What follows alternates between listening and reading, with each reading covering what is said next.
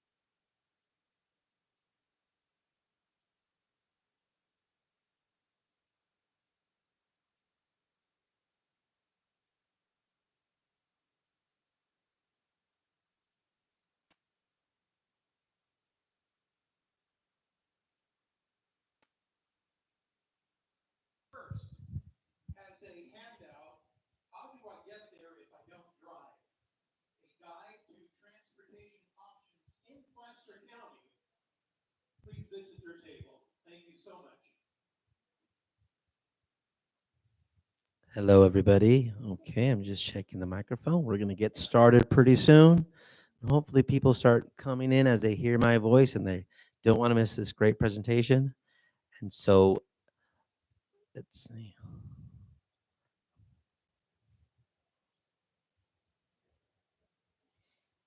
Oh, oh this is ARP. Uh, uh, I said this is a great presentation, but it's ARP. They're going to become. They're going to come later.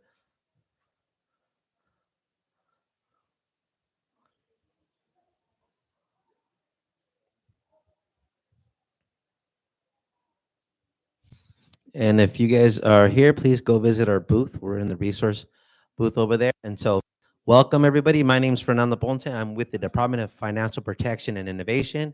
I know you've never heard of us, but I'm here to teach you a little bit about us and what we do and how we can help you. We're also going to talk a little bit about fraud and how to prevent some of the fraud that's happening and to what to look for when you're out there surfing the web. And then we'll end the presentation with more information about how we can better assist you and who to contact if you ever need any assistance from our department. Okay, so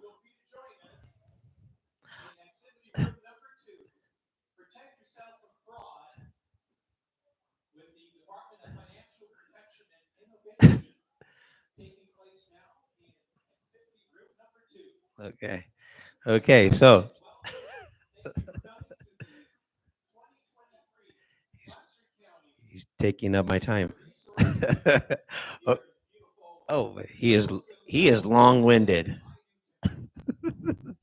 Okay, so our responsibilities: we regulate providers of consumer financial products and services by examining companies to ensure they comply with the law.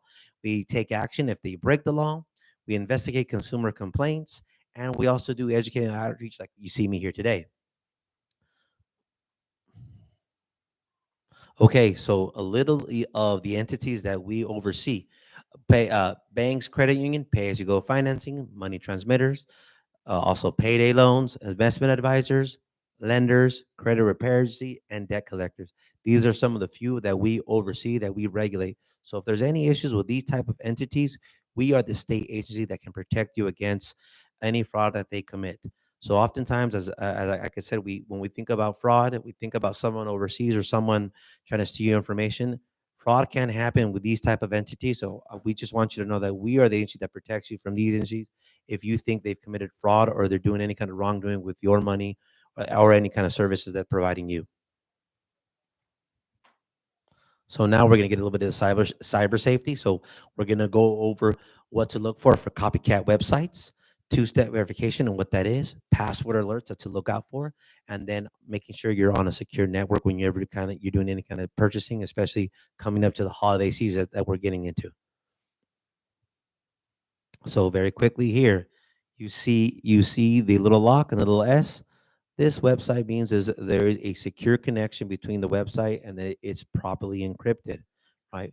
No lock, no S.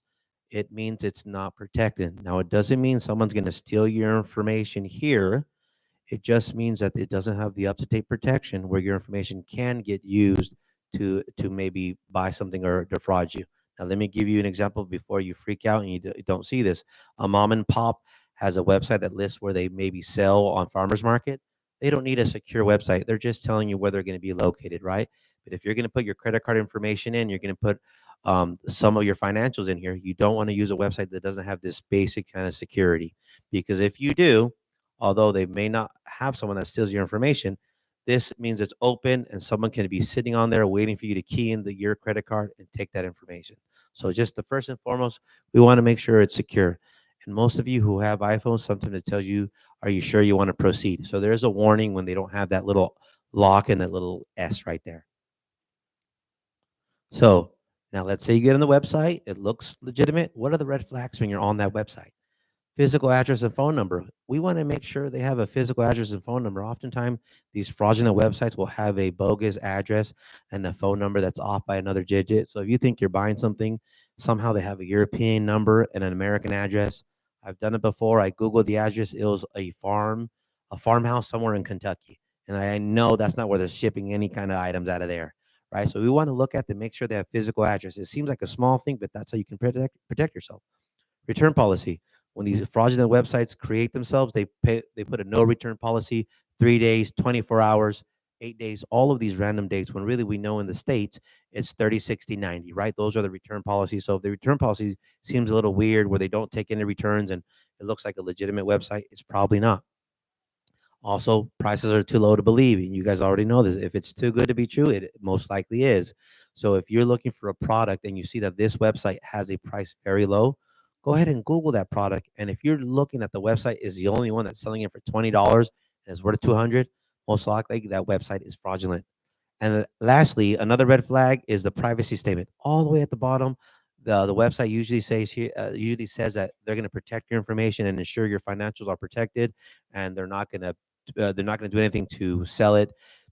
The fraudulent websites do not have it. They just have search engines or social media. They don't have anything like that. So that's something you could go scroll all the way to the bottom, and you'll see there'll be no privacy statement. So these are some red flags to look for when you're on a website to make sure that it's legitimate before you enter your information. So now the favorite one that we all get, these text messages that are not real. I'm going to tell everybody now, all your text messages you're getting about your account are 99.9, 100% fraud. They're not real. That's how they started a scam you. And so we all get these fake password resets. We get the fake email tracking. We get the prizes, the fraud. Imagine this. They're sending you a fraudulent text message that you've been defrauded, right? A double whammy trying to convince you. And then a disaster, please, like we all saw the news in Hawaii, how there's a disaster release, right? Those are most likely fraud.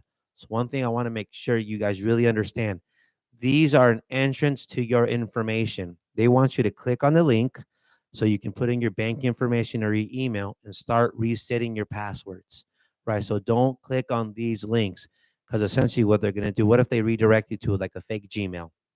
And then what they're going to do is get your username. Once they get your username, then they're going to request to change the password.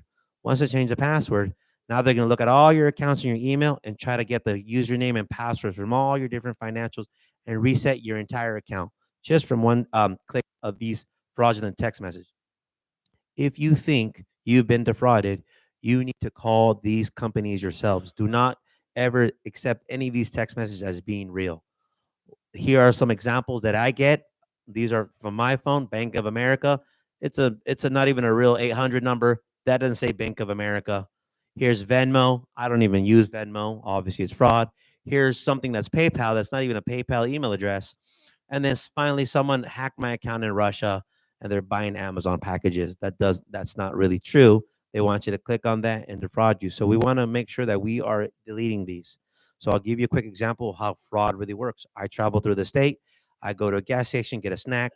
I put in my debit card and it blocks it. Then I get a text message. Was that you trying to make that purchase? I put yes, and it says, please try again. That's the only time you get a fraud text message. And if there's a transaction that happened in some other city that you're maybe traveling, maybe that's true. But if you're doing nothing, what is that text message? Where's it coming from, right? Most likely it's not getting from that company. Like I like to tell everybody, we know this. They don't have the money to hire people to text you or to call you. They don't have anyone. When you call customer service, don't you wait for an hour? You really think they're going to call you like, hey, your Amazon has been defrauded.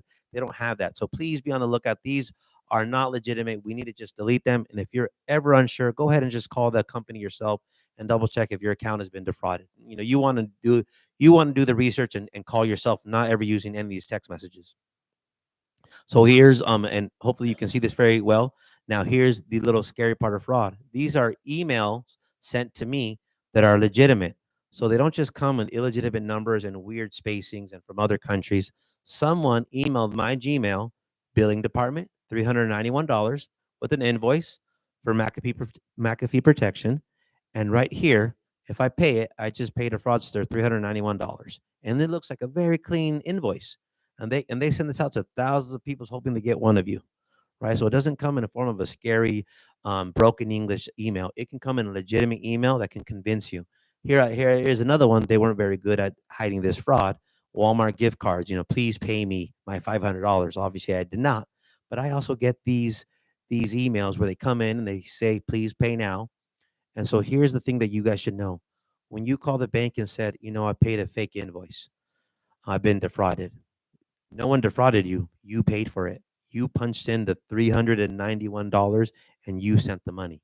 So where is your protection, right? So you want to make sure you're not you're double checking these invoices, you're double checking what you're paying, because as soon as you send this, how can the bank know that that it was fraud when you're punching in the numbers, you're going to the next page.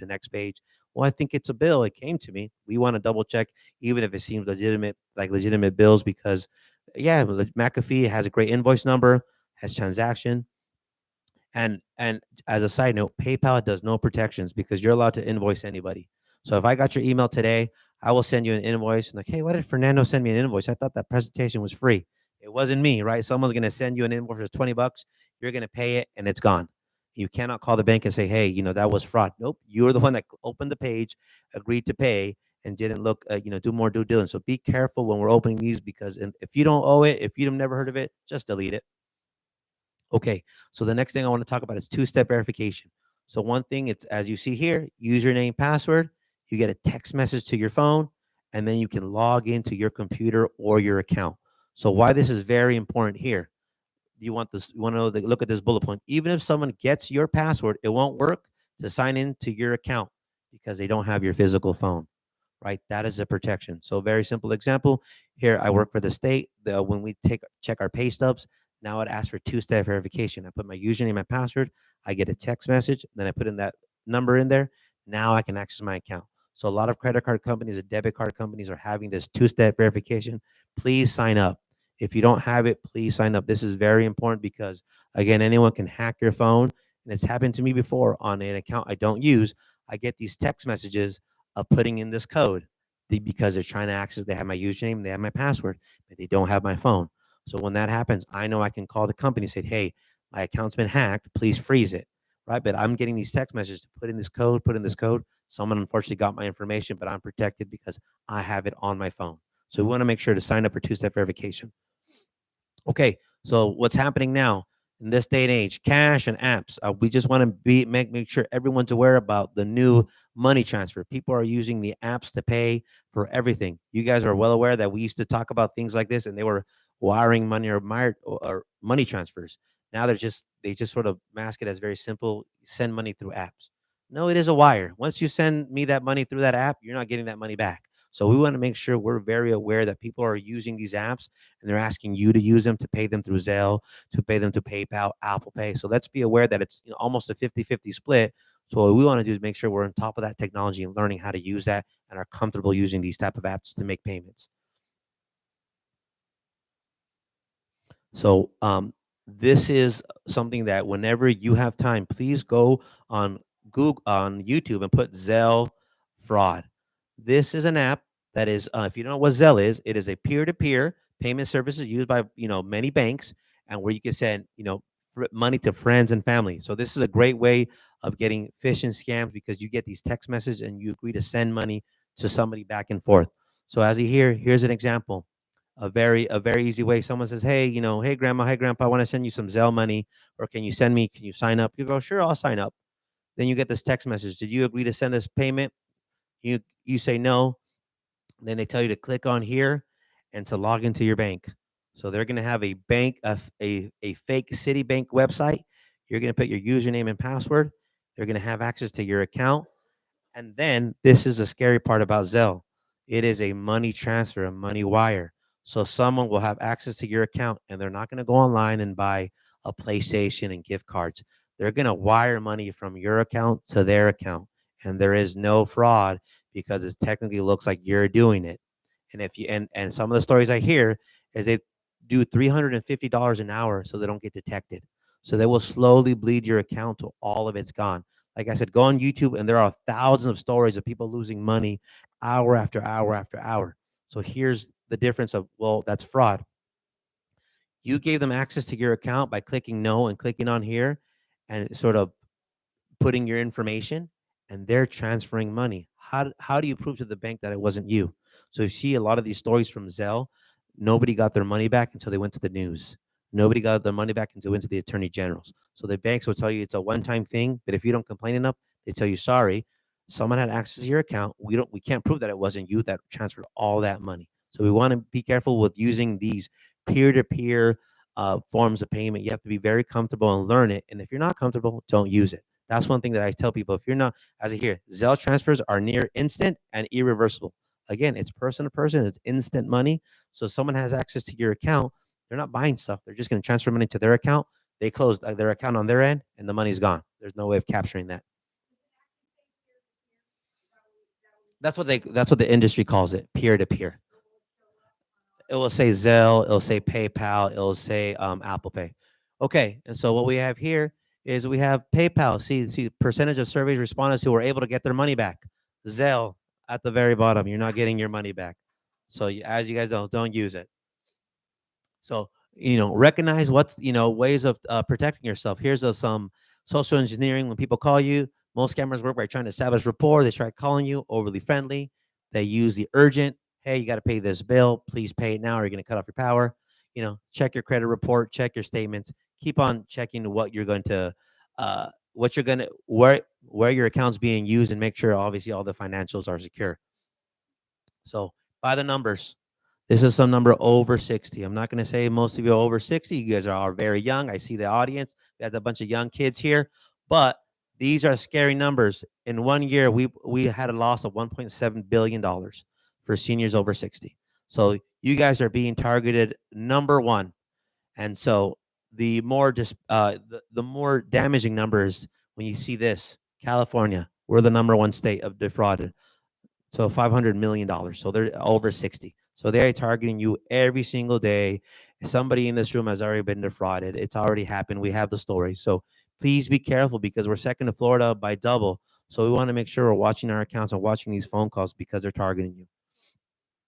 Tech support is number one. The fake, McAfee. Sorry. The fake McAfee. And then on the rise is social media. This is underreported because the embarrassment, which leads to the last part of my slides here, is the romance scams. These are on the rise, and this is happening to a lot of seniors. They're creating fake accounts, and over the last year, 70,000 people have been defrauded. Average loss is $9,000. That's because they try to get as much as they can out of you, and when they get discovered, they sort of break ties. And seniors are the number one target, because some are widowed, some don't have resources, some don't have family. So you want to be careful on having this open discussion. I like to put this part of my presentation as we should have a discussion with each other to make sure we're talking to our friends who are single, who are by themselves, and make sure this is not happening to them. Because I do these presentations at senior centers or veterans homes, and someone will come up to me at the end going, I have a buddy that's giving away money to some beautiful Russian that I know she's not real, and he's giving away his money every month. But it's an uncomfortable conversation. So we want to make sure we protect our friends and know that that person they're probably talking to on social media is not real. So by the numbers, as you see here, it's growing. The number of losses have been defrauded reported to the FTC every single year. It's growing by the numbers. Obviously, 2021 was COVID, so the numbers are growing because we were all isolated. So we want to protect our seniors, protect our friends, and just know that this romance scams are growing every single year. And so some of the things we want to look for, very easy. Do they say they're far away? Oh, I'm far away. I can't meet you in Roseville today. Their profile seems too good to be true. Listen, I know, we're all beautiful in our own way, but I don't think anyone's going to a 20-year-old's going to come up to us and start trying to date us. But, it's a thought that counts. The relationship's moving too fast. They love you. They want to marry you. They can't wait to share their lives together. So we got to be careful when they have that type of communication. They break their promises. They say they're going to meet you, or they're going to come to the resource fair today, and they're not going to show up today, right? And we knew they're not going to show up. And then they ask for money. Of course, I need gas money to go to the resource fair. I don't have any gas money. They're not getting gas money. And of course, they require gift cards. They require Venmo.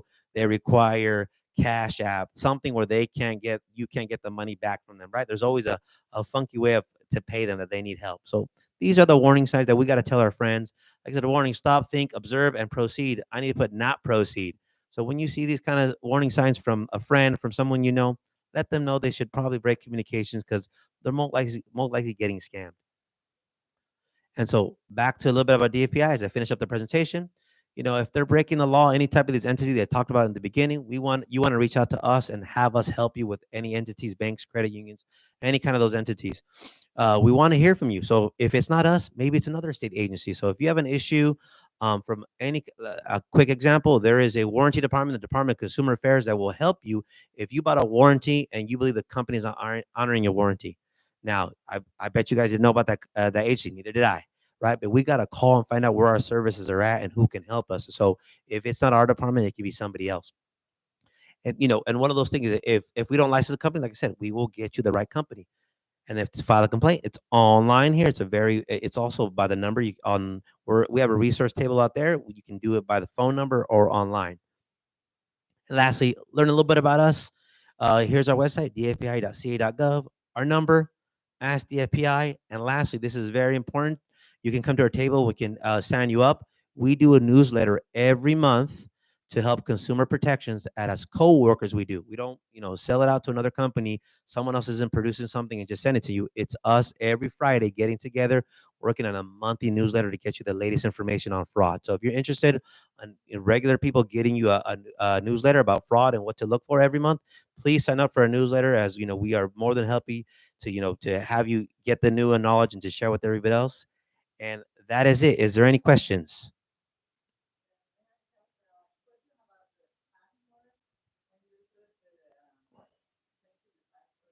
Yes.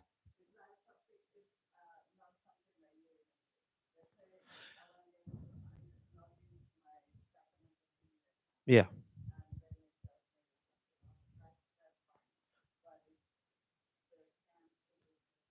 Yeah. So she's asking if there's ever how do you initiate, or if there's a password initiation, where does that come from? It always comes from you. If it comes from them by themselves or randomly, it's not true. It's not real, right? Only you can request that when you have a new password that you need. So please, the password reset is never from another entity randomly. It comes directly from you. One second. Go ahead. You had a question?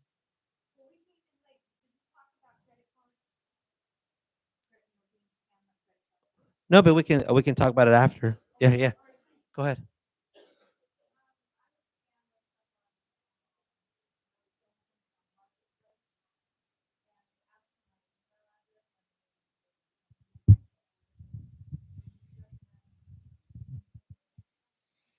Well, see, anything with marketplace, the biggest worry is, I will let everybody know here is the number one thing they do is ask to pay you with Zelle. So marketplace is always Zelle. The scammers love to over Zelle you money. I go Venmo. They love to send you $500 extra and go, sorry, can you send that back? And as you send that back, you're negative $500, right? So anytime you're dealing with any of that, I would never use any kind of payment on Facebook.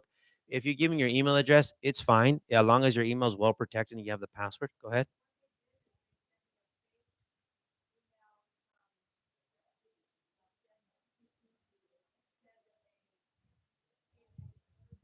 Yes. Yes. Yeah, so what they do is they set up a fake business account, and they set up fake funds that look real to your account, and then you see it and you believe it's real, and you oversend the money back, and then you're out that money. So anytime you're dealing with anything online and marketplace, I always encourage everyone to do cash only and in person, and nobody's brother or sister or mother picking it up. If it's Mary it's coming, then Mary's going to pick it up at a police station, at a Safeway, somewhere safe, at a bank, whatever you need. Never deal with different people online or different phone numbers when dealing with anything with marketplace. Thank you very much, everybody. We'll be at the resource booth at our table there, so please pass by, get some more information. Thank you.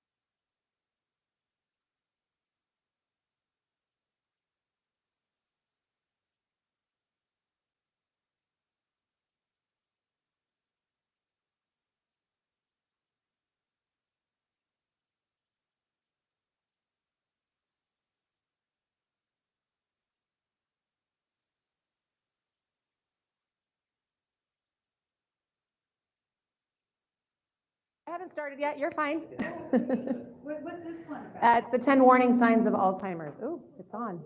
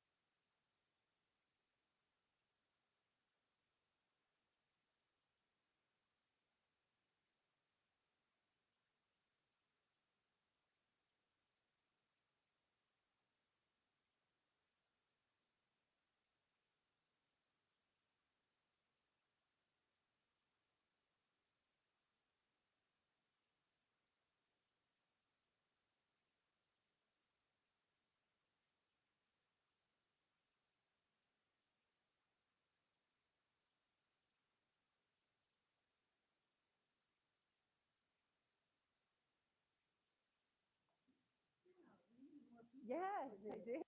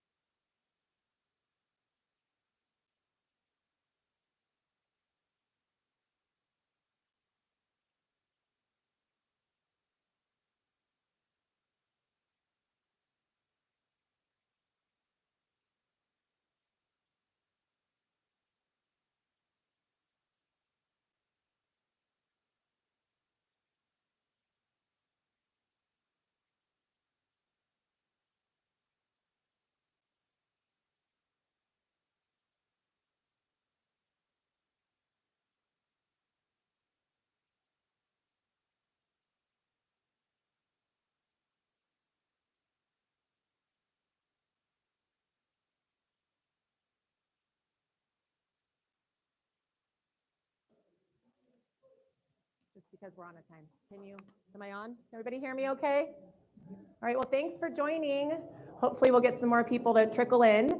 I'm Alexandra Weisgerber, and I work for the Alzheimer's Association. And today we have about 20 minutes to kind of go over a brief overview. We're going to talk about what's Alzheimer's dementia. We'll quickly go through the 10 warning signs and then talk about some resources that are available. As I just mentioned to this nice lady in the front, we've got a resource table with plenty of information, and if you want to talk through whatever's happening in your situation, we can do that as well. So I always like to start off and level set talking about what's the difference between Alzheimer's and dementia. We get this question a lot. So as you see illustrated in this slide here, dementia is really an umbrella term. So it describes a set of symptoms. There's over 73 different types of dementias. And you hear about Alzheimer's disease because it's the most common form of dementia. It accounts for about 70 to 80% of all dementia-related diagnoses. But as I mentioned, here's some other popular ones. So vascular dementia typically happens if somebody has a stroke and it impairs the blood flow to the brain. We've got Lewy body dementia. They suspect that the late Robin Williams had Lewy body dementia.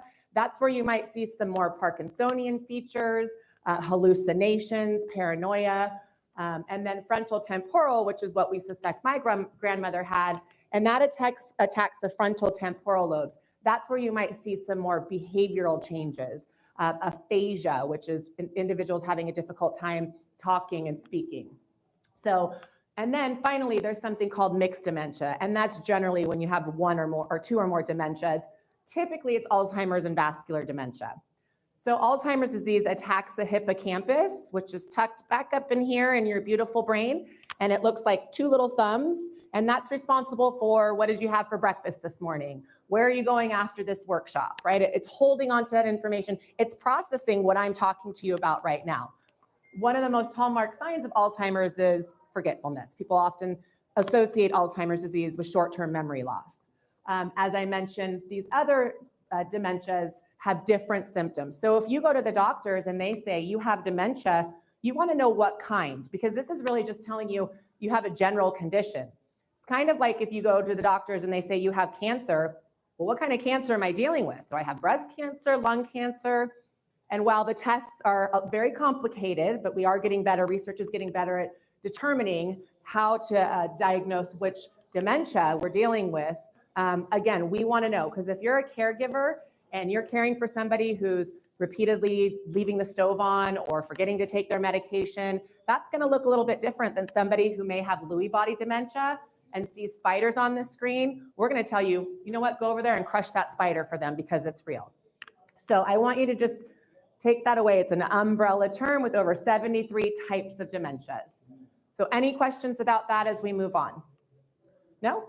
So is loss of memory always Alzheimer's, short-term? The short-term memory, it's the most associated with Alzheimer's, but my grandmother had frontal temporal dementia, so we started to hear words come out of my sweet Mimi's mouth that we didn't know were in her brain, but then the memory started to fade. So it's not necessarily, it's just Alzheimer's disease. It's really kind of where in the brain is it happening, because your brain is responsible for everything that you do, right? You're breathing, you're swallowing, and that's typically how end of life, that basic part of your brainstem that's responsible for that, that's the kind of, the neurons are dying off there, and so it forgets to swallow. In my grandmother's case, she had pneumonia, right? It was having a difficult time swallowing, developed pneumonia, and that's what ended up happening. So no, it's not always Alzheimer's, but it's the most associated with that type of dementia. Okay, so let's move on here. Can I ask one other question? Sure, yes. Okay. As we grow older, supposedly we get plaque Yes, in our brain. yes, Now, that would not come under any of those, right? yes. So plaque is kind of like a sticky substance, if you will, that everybody develops in their brain. Now, with Alzheimer's disease, it stays in your brain. So it's interfering with the dendrites and the neurons connecting.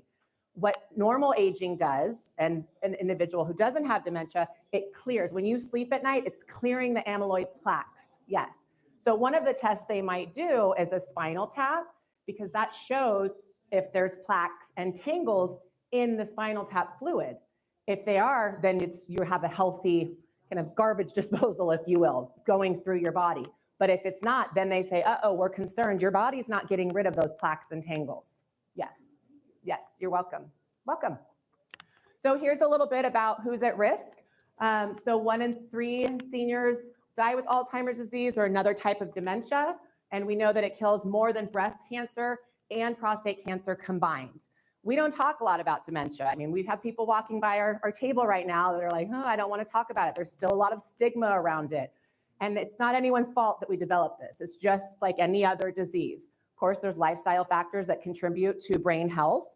But we want to be able to talk about it so that we can find a cure to prevent this disease. Now, there are some new medications that have recently been approved by the FDA that can help an individual stay in those early stages a little bit longer, to give them more time to maybe go to their grandchildren's wedding and recognize who they are. But it's not a cure yet. It's not going to prevent the disease. So there's still a lot of good research that's being conducted right now, even in our own backyard at UC Davis. So other age, so who's at risk? First risk factor is age, and we're all going to end up getting older, so we can't really prevent that. Family history. We know that if you get a copy of the gene, ApoE4 gene from one parent, it increases your risk by about 6%. If you get 2 copies, so 1 from each parent, it increases your risk by about 15%. Now, you can have those risk genes, but it doesn't necessarily mean you're going to develop the disease. Head injury. I'm sure you've seen a lot of this in the news. Individuals who are football players, soccer players that are getting that impact in the brain, they get the traumatic brain injury, increases their risk. And then lifestyle factors. So if you stop by my table, we have a 10 ways to love your brain. And it's really what you all are doing today is at the forefront of research. It's that socialization. It's getting information, communicating with one another, exercise, eating healthy. The Mediterranean diet is very well known for helping reduce the risk of developing the disease. Okay, so we're going to get into the 10 warning signs of the disease, of Alzheimer's disease. So we'll just quickly go through this. Again, if you would like to stop by the table and talk more about maybe what you're seeing with yourself or someone else, we can go ahead and do that. I will also say, if you see any of these signs in yourself, it does not mean that you have the disease, okay? Go and talk to your doctor about it, because we might have something that we're seeing. Number 7, my husband does all the time. He misplaces his keys and glasses and can't find it. Doesn't mean that he has dementia. So the first one is memory loss that disrupts daily life. So this is a disruption. So I've been planned to come and give this talk for a while. I work for the association. It's how I take care of my family. If I forgot to come here today, that would be pretty disruptive, right? Now I'm going to pick on you because you're in the front row. What's your name? Judy. Judy. Okay. So if I see Judy in a couple weeks at a class here at the Maidu Center, and I go up to Judy and I say, hi, I know you from somewhere. And she's looking at me and thinking, I know her, but I'm not sure where. And I prompt Judy's memory and I say, oh, I think you were at the Maidu Resource Fair. Judy should know that she's here. She was here in 2 weeks. If Judy looks at me and says, what are you talking about? I was never at that fair. That's where it's a concern, right? If I prompt her memory, maybe she's thinking about her grocery list right now, but if I'm able to bring her back to this place 2 weeks later, she should know that she was here. So that's the difference. It's what's disruptive in the daily life, not, oh, I knew that person's name and I haven't seen them in 10 years. It's that disruption piece. Number 2 is challenges in planning or solving problems. We saw this with my grandmother. She was always very, very meticulous, write out her checks, send them out. We started to see the red SMUD bills and PG&E past due, right? And so issues really with that solving problems, that day-to-day executive functioning piece. So you see this in individuals' activities of daily living, where once they were very meticulous and able to get up, get dressed, get showered. There's a lot of steps that even got you into this room today, and they're unable to complete those familiar steps. Again, that goes with number 3, those familiar tasks that we do with ease. Maybe it's cooking a familiar recipe or playing golf that you know how to keep track of. And all of those settings, those familiar things aren't easy for an individual anymore. If your memory was never good or you were never good at people's names, well, then that's not different for you. This is something that's different in your baseline functioning. 4, we see this a lot, right? With individuals who have any type of dementia, that confusion with time or place. So I'll give you an example. My grandmother called us one day and she said they have moved the grocery store. I thought, no, Mimi, that grocery store Safeway has been there for 25 years. They hadn't moved the grocery store. She was lost. That's not normal. You're going to the same grocery store for 25 years and you get lost going there. That's of concern. Number 5 is trouble understanding visual images and spatial relationships. So as we age, our vision changes. We may get cataracts, macular degeneration, but this is something different. So Alzheimer's disease can affect your occipital lobe, and that's responsible for, how far is that stop sign from here? Am I seeing white rice in a white bowl? That judgment, that distance of color. We have a individual in our early stage group, and she has early stage Alzheimer's disease, and this is how the disease has manifested in her. And in our office, we have carpet that's kind of like this, it's lined up. She sees that the lines as cracks. So she'll walk through our office and kind of step over the crack, right? Because it's real to her, that's how she's seeing it. So if there's any visual changes, don't just expect, oh, it's just because I'm aging. We wanna make sure we're looking into it. New problems with words and speaking or writing. Again, this isn't you forget a familiar word or someone's name, but it comes to you later. This is not being able to get prompted back to a conversation that you're having, and it's happening more frequently. Misplacing things and losing the ability to retrace steps. So a good example for this is you're thirsty, you go out to the garage to grab a bottle of water, you go out there and you're like, why am I here? I can't remember. And you go back into the kitchen or wherever, back in the house. Probably a few minutes later, you're gonna go, that's right, I was thirsty. I'm gonna go back and get the water. This is somebody who may go back into the house and just carry on with their day and not even remember that they were going to get that water, right? So it's misplacing those things. My grandmother used to put her purse in the shower. She would hang it on the shower. And then it was somebody took my purse. And we thought, okay, where did she put it today? So it was unusual for her. Again, not her typical baseline. Decreased or poor judgment. If you were in the class earlier, there's a lot of good scammers out there. This is individuals who don't have that wherewithal that maybe giving this person on the phone $50,000 or access to my retirement account isn't a good idea, right? That decreased judgment just isn't there. And then withdraw from work or social activities. If you're forgetting if you told a story or somebody's name, or if you know how to play bunco on Friday nights, you're probably gonna start to withdraw. But it doesn't mean that you have the disease. It means we want to just take a look at it because maybe there was a life event, maybe somebody passed away or there was some type of trauma. And then finally, changes in mood and personality. So we are who we are and we have our personalities, again, typically a baseline. This is what we really saw in Mimi. She was always the sweetest woman in the room, and we started to see a lot of changes in her overall behavior and personality. So again, these are just some of the signs. If you're seeing any of these signs in yourself or a loved one, get it checked out because sometimes it's not the disease. Oftentimes it's not. It could be medications interacting. Depression can mimic signs of Alzheimer's disease, and those are all things that can be treated. Urinary tract infection. There's a lot of things that go into our cognition. Okay, so if you're seeing the signs, what's next? We want you to see a doctor, and here's some of the specialists that you might see. You first want to start with your primary care physician. And if you're having difficulty getting someone diagnosed or having your doctor take you seriously, be that squeaky wheel. You can call our 800 number, which I'll put up here in a moment, and we can give you ideas and suggestions of how that you advocate for yourself, for your loved ones. Because oftentimes if someone's had a doctor for 50, 60 years, they say, oh, you know what, as you age, things change, and they don't pay attention to it. And so we really want to make sure somebody gets an accurate diagnosis. And so here's some of the specialists you might be referred to from your primary care physician. So a geriatrician specializes in older adults, a neurologist, those are the individuals who are really going to study that brain and see what's happening.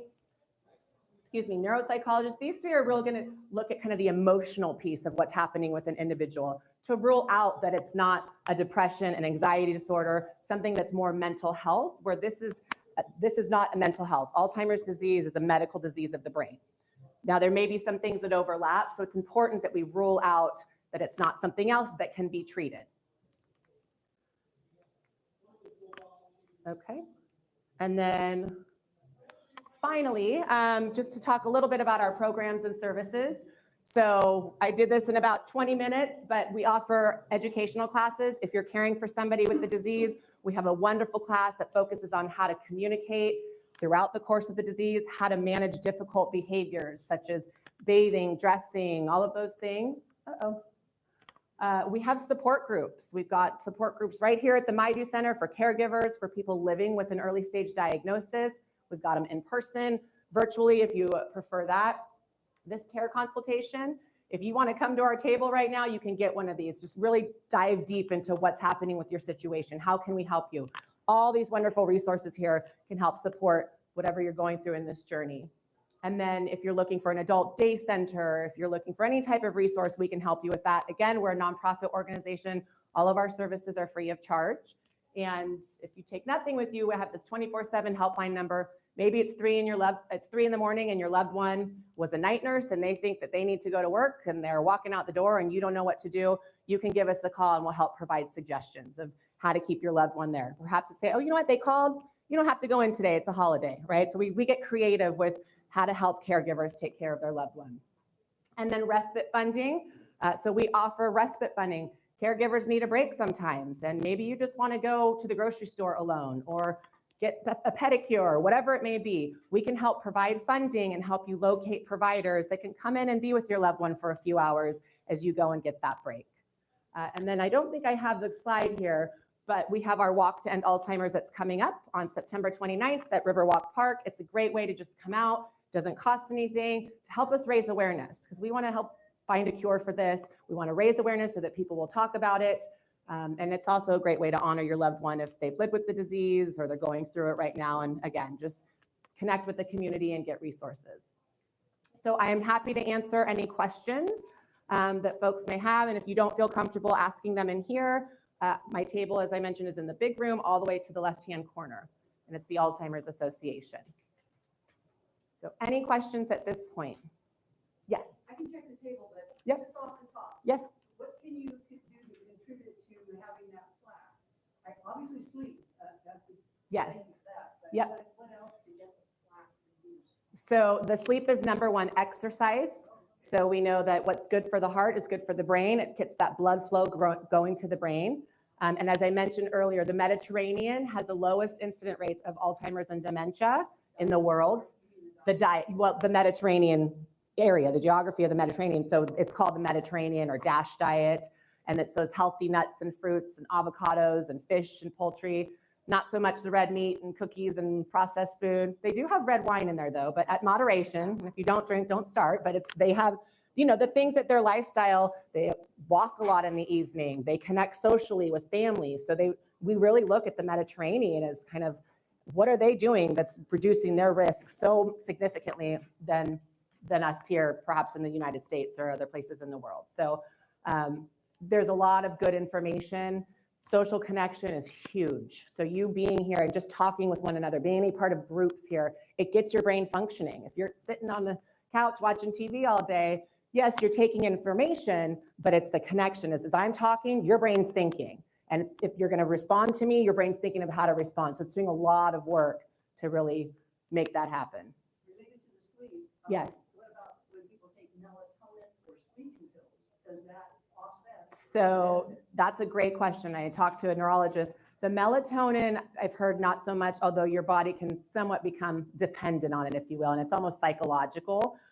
They have other things that you can do. I'm sure everyone's read about turn off the cell phone, turn off the TV, do the things that are going to help relax you. That can improve sleep. But things like Ambien and those types of medications that are prescribed, there's some research out there that shows that could increase your risk of developing dementia. So it's really, you need to talk to your doctor and pharmacists. We have two pharmacies here. Talk to them because they're great at looking at medications. We had a woman in our early stage support group who was diagnosed with early stage Alzheimer's disease, lived with it for 3 years, and finally went to a good doctor. He's like, I think there's something else going on. She sat down with a pharmacist. It was the medications that she was taking. And all of a sudden, they removed the diagnosis. So we don't want to just assume that it's the disease. There's so many things that are involved with our cognition, as you've heard me talk about, diet, exercise, social, all the things that we do in our life that can contribute to it. So isolation and loneliness, we saw during COVID a huge spike of diagnoses and individuals developing or what looked like the disease because they're isolated. They're not having that socialization. Yeah, thank you. Any other questions? Yes, sir. Just generally, if you have read about it, dementia is the bigger group, and also Yes. is one of the types of it. Yes. What are some other types of dementia? Yeah, and I think you came in a little bit late, but there's over 73 different types of dementia. So yes, dementia is that umbrella term. Alzheimer's is the most common form, about 70%. And then here's the other most common. So vascular, Lewy body. How often do you come across people with this other? quite often. So vascular is kind of secondary here. Individuals who have a stroke could develop vascular dementia. That looks a little different though. So Alzheimer's disease is a slowly progressive disease where it kind of the trajectory is this way. But if somebody has vascular dementia and they're managing through medication, exercise, diet, it maybe kind of looks like a stair step. So they're good, plateau for a while, and then something happens. Maybe they have a TIA, mini stroke, and then they kind of go down. So it all looks a little different. And the behavioral pieces look different, the symptoms. Yes, it's like a mini stroke, yes.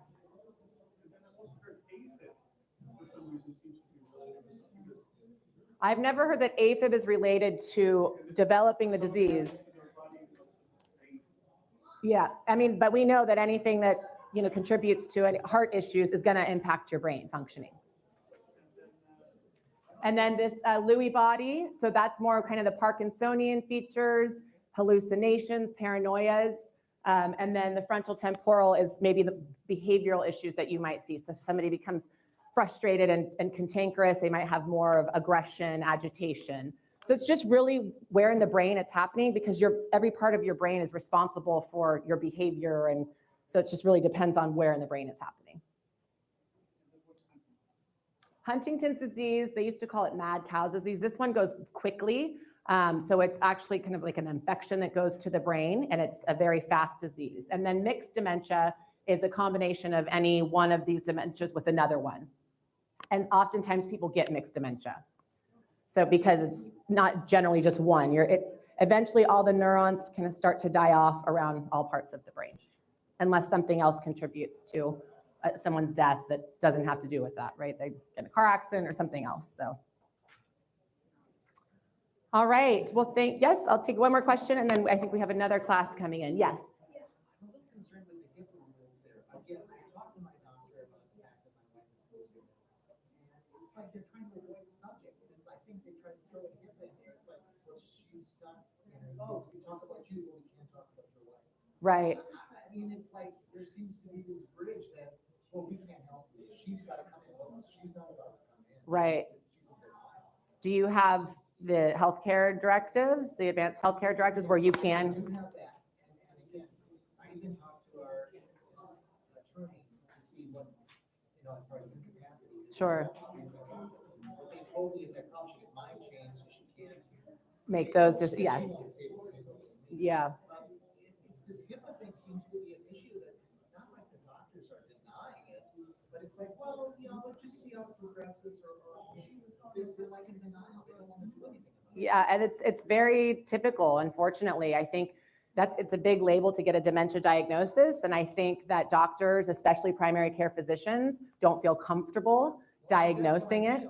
I've heard doctors in very large systems say, I'm just not comfortable giving that diagnosis. So what tends to happen is they get mild cognitive impairment, which isn't considered dementia yet. It's kind of that step before. So it's showing up on tests, saying they have cognitive impairment, but it's not dementia. And there's a lot of implications. If somebody gets dementia, they're supposed to send all their paperwork to the Department of Public Health, who then turns it into DMV, so they can't drive anymore. There's implications for healthcare costs. So, but as I mentioned earlier, be that squeaky wheel. Advocate, put it in paper, put it in writing if you have access to the online medical electronic system, and just, really try to advocate for her.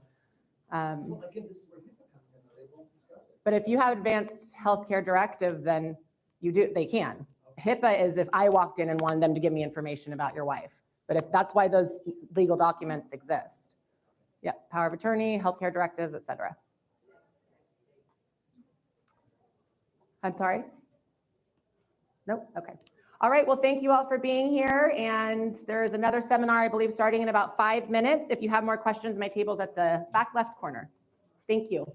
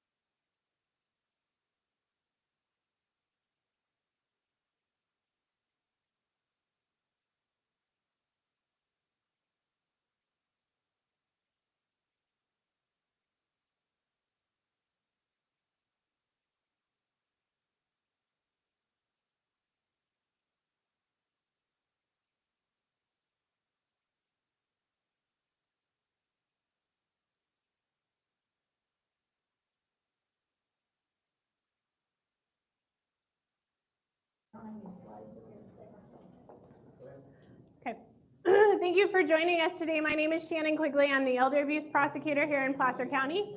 I am joined by Karen Bone with APS and Linda Waggy with the Roseville Police Department today. We're going to talk a little bit about what we do in elder abuse cases, some of the scams that we see, and how you access resources if you have concerns about a senior. So we're part of a group called Placer Protect. There we go.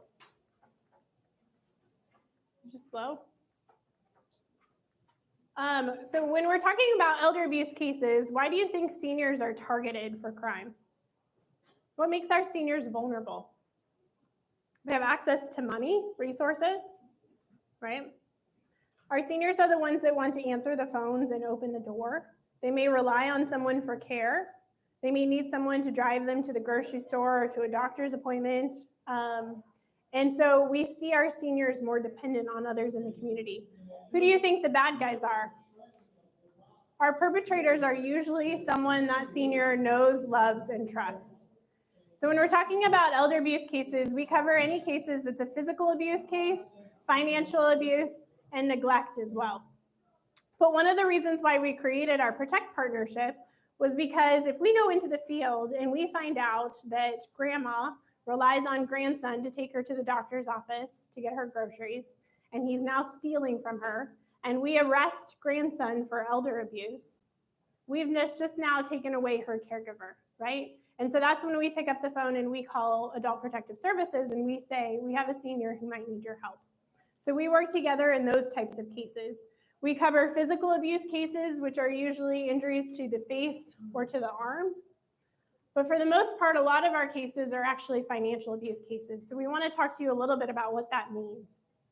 Let me give you an example. Let's say that we have a caregiver who requires granddaughter to get her groceries. So she goes down and she gives granddaughter her debit card. And she says, granddaughter, here's the PIN number. Granddaughter takes the debit card and she goes down to the grocery store and she gives her 5 bags of groceries and she comes back and she gives grandma 5 bags of groceries. Is that a crime? No, right? Because she asked her granddaughter to go get her groceries.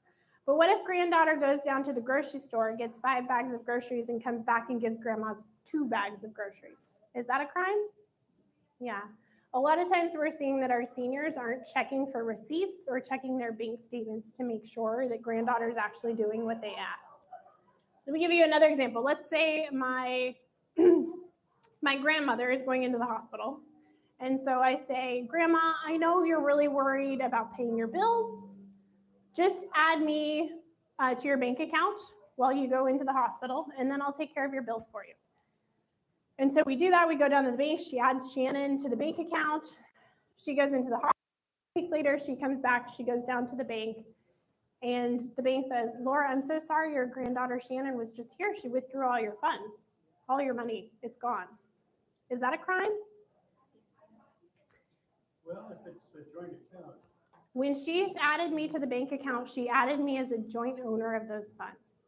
So there are a lot of different things that you can do to protect yourself from that kind of fraud.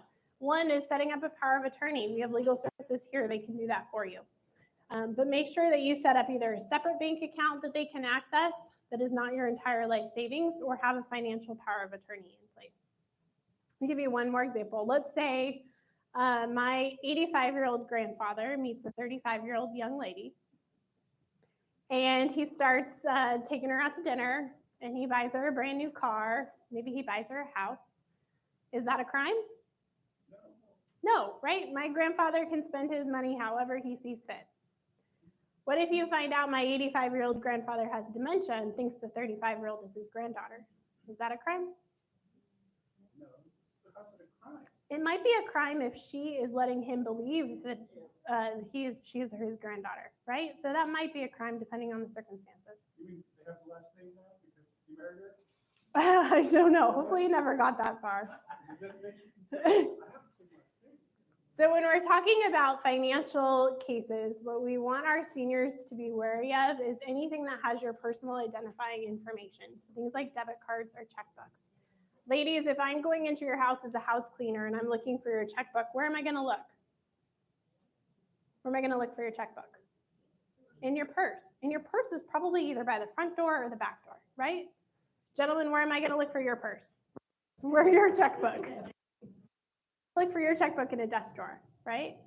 And if I'm a caregiver or a housekeeper, I'm going to come in, I'm going to find your checkbook, and I'm going to take the checks from the bottom of the checkbook so that you don't realize they're missing until you write several checks. So anything of personal value, like a checkbook, a credit card, your debit card, even prescription medication and jewelry, you want to put somewhere else where people wouldn't anticipate. Your prescription medications, where do you keep them? Medicine cabinet, right? Right where everyone knows to look, right? And especially when we're talking about the younger generation, they will go in and take the hydrocodone and they can sell it on the street. So anything of personal value needs to be locked away. One of the important things to know for documents, yeah, did you have a question? On that other screen, can we go back? Yeah. What's the second account reviewer? So you can set up with your bank account. If say you add granddaughter to the bank account so she has access to the funds, maybe it's an account that has $5,000 a month in it. What you can do is have your bank send your grandson copies of the bank statement so that there is someone else that has eyes and ears on your bank statements to make sure that granddaughter isn't stealing funds. Another thing that you can do with your bank account, with your bank, is say, have a limit. Like, I normally don't write a check over $500, so I'd like to flag my account should a transaction come over. That just means they're gonna reach out and check with you and make sure that that was authorized. So when we're talking about finances, it's really important that you understand what a power of attorney is. And that's why Legal Services is here to talk to you about how to make a good power of attorney.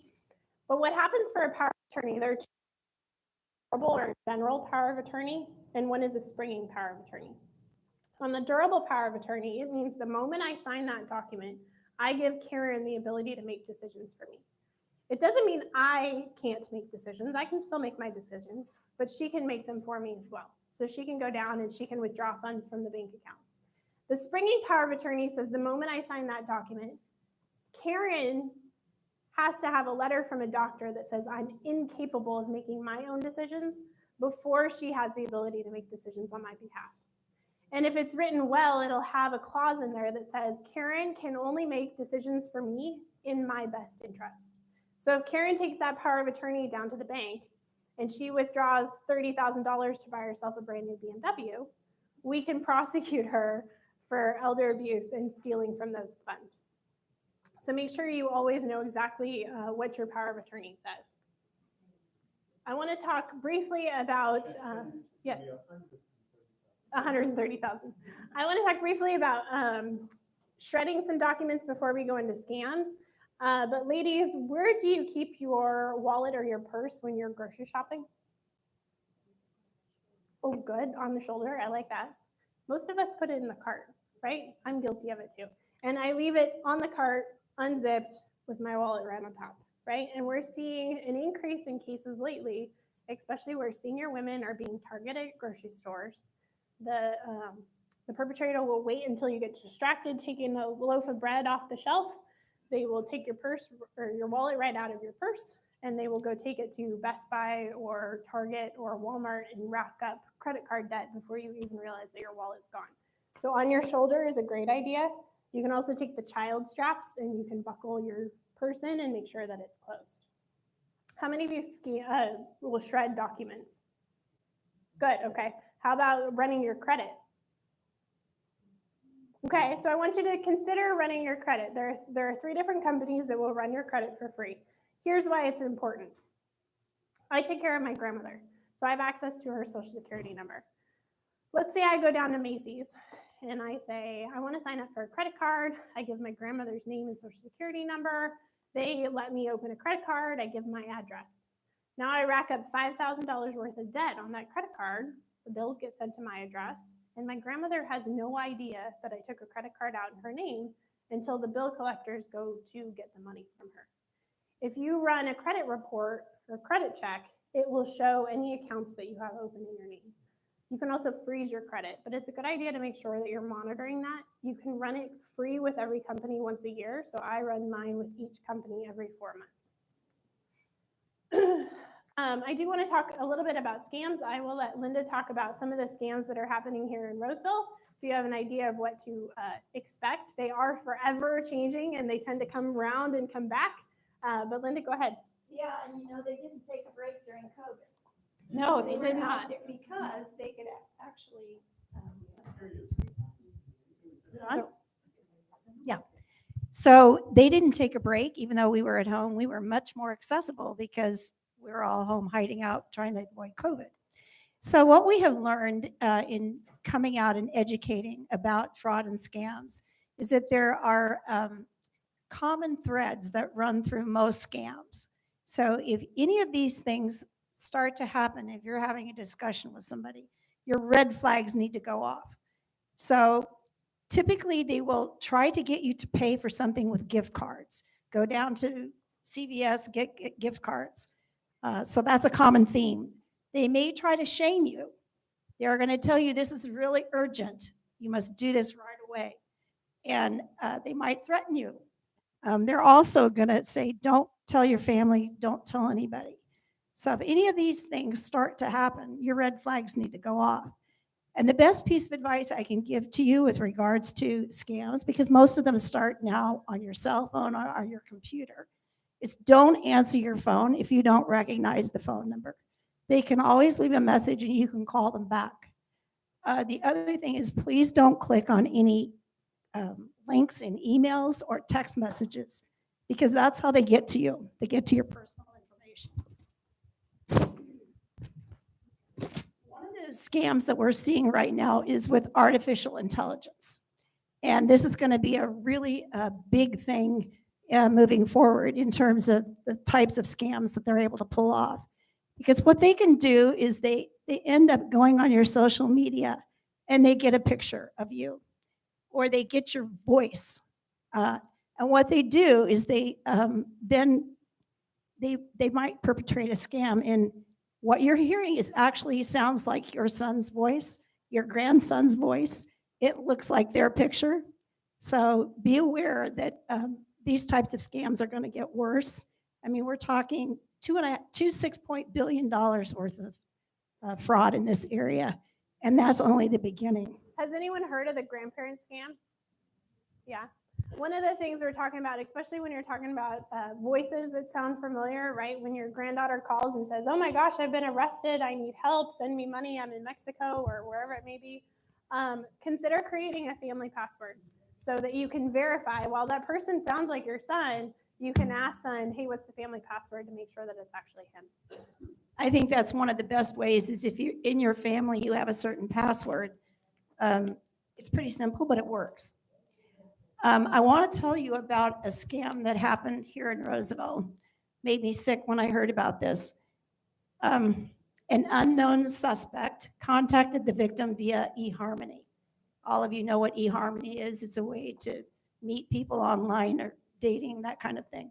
So over a span of approximately 2 months, the victim sent the suspect money for various reasons. The victim initially sent the suspect $81,100 and later sent $400,000 in $400,000 increments. That's a lot of money. That happened here in Roseville just recently. So your red flags have to go off. The romance scam is very difficult because people are lonely. They try to make connection. They get to know you. They start asking for money. And it takes a long time to develop these relationships, but people fall for it. At our booth out there, we have a series of things that are resources for you. So stop by. We can give you some of those. Any questions? No, the grandparent scam and the dating scam, I think, are two of the big ones that are hitting our county right now. The dating ones are just kind of sad because it's hard to convince that senior that the person that they love and they've been talking to for the last few months isn't the person that they claim to be. And we had, I think the last one I was aware of, it was about $120,000 before we were able to convince that senior that it wasn't the lovely, handsome man that had sent pictures, that it was actually a scam artist. So if it sounds too good to be true, it probably is. We grew up in an age where we trusted people. We didn't lock our front door, and everything in our world has completely changed. So please, if you don't know whose number you're seeing, don't answer the phone, let it go to voicemail. And number two, don't click on anything in a text message or an email. Be careful. And in Adult Protective Services, we advise family members all the time. You might be going to check on grandma on Sunday dinners, right? The grandma can still become a victim, and we suggest to family members, simply ask one question when you see your isolated elder family at any holiday or whatever. Is there anyone new in your life? Sometimes you go, what's going on? Or you come in with accusations, or who is this? That simple question of, is anybody new? Who's new in your life? It allows for that conversation because often there is some kind of emotional bond, some kind of social, a need that's being met that might actually spark them to want to tell you about their new friend. So one of the reasons we created the fraud hotline was we wanted our seniors to be able to call us when they had a scam that they wanted to talk through. So we can help verify whether or not that's a scam or not. It's twofold. It also helps us know what scams are in the community so that we can educate our seniors. So if you go to our Protect table or you fill out the back of that passport card you were given when you entered, we will actually sign you up for an email alert system. So anytime there's a scam in Placer County targeting our seniors, we send out an email alert so that you know what to look for and what are the red flags that should be on your radar. Because if you're here in this room, you might be aware of the scam, but your neighbors or your friends or your people at church might not be. And so we want to make sure that we're educating the community about those scams. I do want to let APS talk a little bit about what they do. We partner with APS all of the time. So does Roseville PD. We work together. If you are concerned about a neighbor or a loved one, it doesn't matter if you call Roseville PD or you call Adult Protective Services. We all work together. If you have that gut feeling in your stomach that something is wrong, you do not need to know for sure that elder abuse is happening. You just need to call someone. Adult Protective Services, it sounds a lot like Child Protective Services. People sometimes are afraid. They're afraid to make the report because they don't know what's going to happen, or they think if APS, Adult Protective Services, gets involved, we snatch them out of their home and put them in nursing homes. I wish maybe we could rephrase what we do, because what we do is we're checking on our seniors who have been identified as someone being concerned about them. And we ensure that their rights are being protected and that they're linked with resources that we need. A lot of things that Shannon had talked about, the district attorney's office, law enforcement, they concentrate on the bad guy. They're going to get the bad guy. So APS's role is all about the victim. So when she's arresting the grandson for the awful things he's done, now I have a victim that needs transportation resources. They may need Meals on Wheels to get their nutritional met. Maybe now they've lost all of their money and they could be eligible for governmental benefits. So when you make an Adult Protective Services referral, it's absolutely confidential. By law, by court order, all of that, it's confidential. We understand when you make that report, it can be kind of scary. All I need to know is it's a gentleman who looks old at this address. We just need a place to find them because we respond out in the community. If you had a concern about someone in a licensed facility like a nursing home or a hospital, it is another entity that we refer to. So you make this Adult Protective Services report, you're not sure what's going to happen. Well, what happens is we look at that and we send a social worker out to start investigating those concerns. Oftentimes they're making unannounced visits to this elder's home. So there's a little bit of the dance at the door of knock, knock, knock. I'm Karen Bone with Adult Protective Services. We got a call of concern about you and we're here to check on you. People still, adults, have the right to refuse. They have the right to self-determination and to make those choices. My job is to make sure that that victim, potential victim, that identified client understands that, okay, you don't need me today. I am here when you do need me. And here are some resources. All of the people that are here today, we link to those resources. Oftentimes there are folks that are awfully dependent on another person who is taking advantage of them. And as you've learned, it's usually a loved one. These are very difficult situations. And so we're often linking them to just lots of various supports to help them get through that process. Everyone has the right to remain in their homes, safe as they can. So when we work with the district attorney's office, we are concentrating on the victim and helping them get through that process. So I think one of the things we want to stress is that you guys are our eyes and ears in the community, right? We can't be everywhere.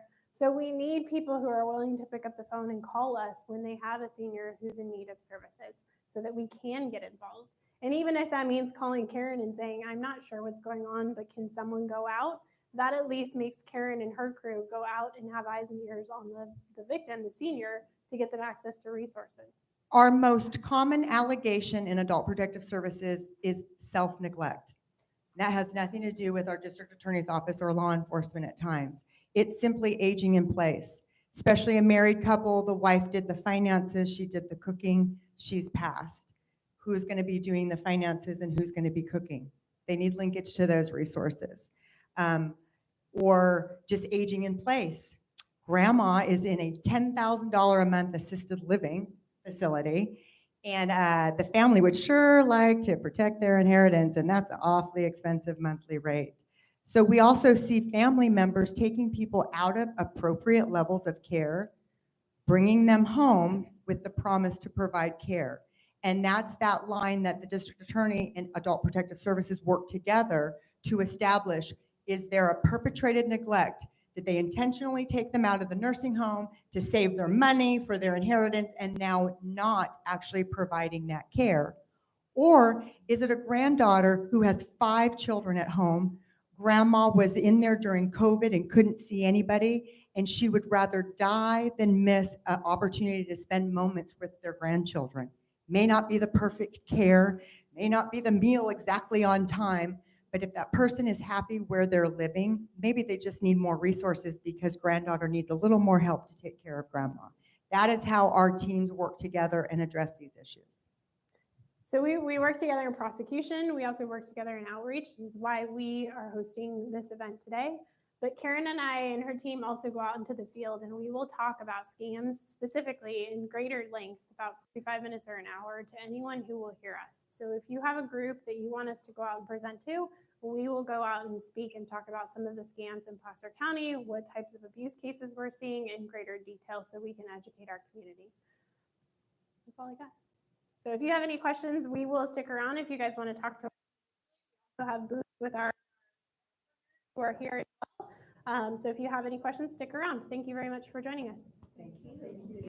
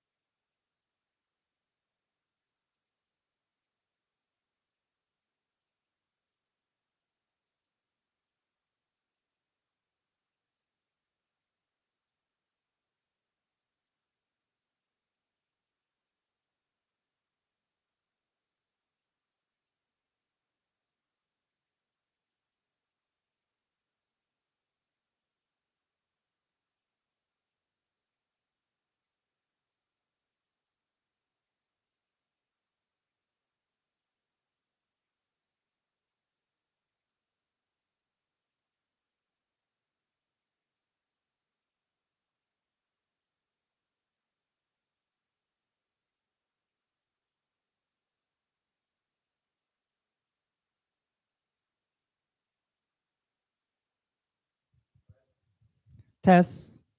Well, I only have 4 audience today, which is good, right? So presentation show what we're going to do is I'm just going to give you a summary of my presentation. And I brought some of the guides regarding home fit and caregiving, preparing yourself to care for somebody that you love. Earlier today, they talk about everybody has a right to live in their home safely forever. And that's what home fit as well as caregiving is about. You want to stay in your home safely forever? Same thing with caregiving. Those folks that you're trying to take care of, they want to live in their home forever because that's familiar location for them. So AARP has produced brochure or a guide called the Home Fit Guide, which give you more information on how you can make your home livable. Simple tasks such as installing night lights so people can see at night when they're walking around at night. I'm obsessed with night lights. I have night lights all over my house. It's bright. I have a night light outside because I have a dog that goes outside. I'll make sure that her pathway is actually bright enough for her to see. So those are some of the things that you can do in your home to make sure you're safe. Certain things that we want to think about is the microwave. You see this microwave right here? Usually at home, your microwave is in like on the very top, right? On top of your stove. We suggest to put your microwave on the tabletop, like on this place here, because it's easier for you to open. Just imagine having a warm soup if it's up there and you're trying to get it out and you can spill that soup, the safety hazard. So if you are not able to move your microwave up from up here to here, you can always buy one like what, $50 now. I'm not sure how much it costs in like a big box store. So try to think about that. If you have grandchildren that come to the house and after school they want to warm up some pepperoni pizza whatever and it's very hot and they pull that, they can get burnt. A lot of folks get burnt because of the placement of the microwave. Another thing that we can also let's talk about, which is all in the Home Fit Guide, is this thing called the D thingy. You see how it is? When you get older, a certain age, it's hard for us to actually turn. So we replace everything with this D uh, opener. We call it D because it shapes like a D, right? So if you are ever thinking about replacing this, make sure you get this type of hardware for your home. It's easier for a person to open your drawers with this kind of hardware instead of grabbing stuff. You know how hard it is when we get older. It's harder for us to pull stuff. So with at least with this one, put your hand in there and just pull. And for those of you who missed this, make sure your microwave is on the countertop because it's safe and safety for you to prevent burns. I mentioned earlier too, make sure you have your night lights at nighttime, especially when in the bedroom. When you get out of bed, try to get those lights, that night lights that actually lights up when you get out of bed to go to the bathroom. Get rid of your area rugs. I know some of us love our area rugs, but get rid of them because those are the cause of slides or falling down. When you're in a wheelchair or walker, it's hard to get into. You get this. See this? You can fall because of that area rug. That's one of the biggest thing that a lot of people fall because of the area rug. I forgot to mention, my name is Chris Ritualo with AARP, by the way. I'm a certified aging in place specialist. I have specialized these things. Like I could come to your home and say, hey, this is not safe. We need to get rid of this, things like that. ARP also produced thing called Home Fit Guide, which have all of those information. It's free, by the way. So make sure you grab one, or I can mail you some if you'd like some. AARP also produced this guide called Prepare to Care for those of us who have friends, family members, your spouse that are getting to the point now we want to get ready to care for somebody that we love. This gives you the different steps, the 5 steps to care for somebody that you love, like making sure that you have enough people to help you to care for somebody that you love. Make sure you have all the resources available to you. I talk about fraud a lot because people call us every day about, hey, you just won $1 million, but you have to send me money, things like that. And I always tell them, why don't you just take out $300 out of my winnings? And they don't like that.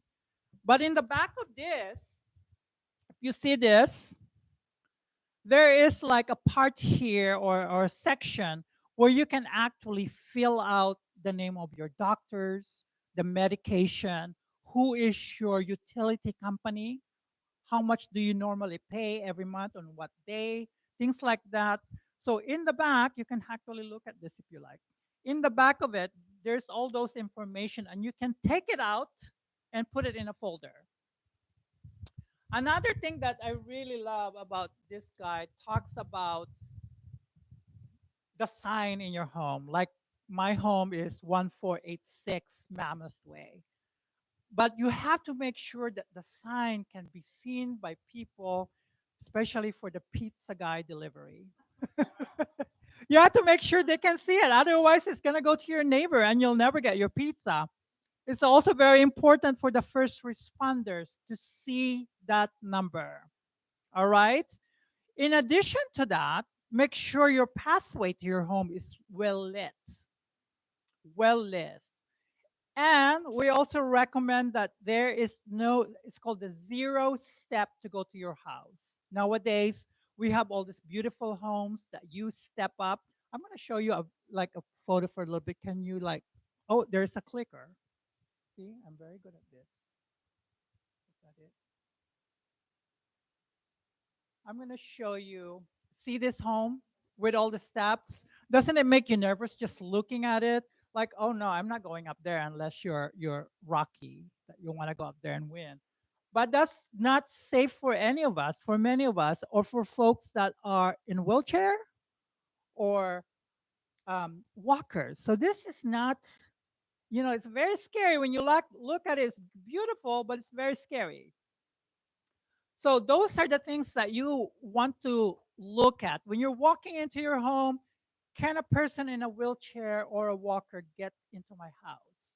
So there's a thing called the 0 step. That's the plan. We want to make sure that anybody, your friends, your guests, your family members, grandkids, even your pets that have if things happen to your pets, they can go in without jumping over. So I know that many stores are now selling the like a little ramp, a temporary ramp, the ramp. But if you need it permanently, there's also some resources that you can call. Okay, like I know that Rebuilding Together offers this for free, or they charge you depending on your income.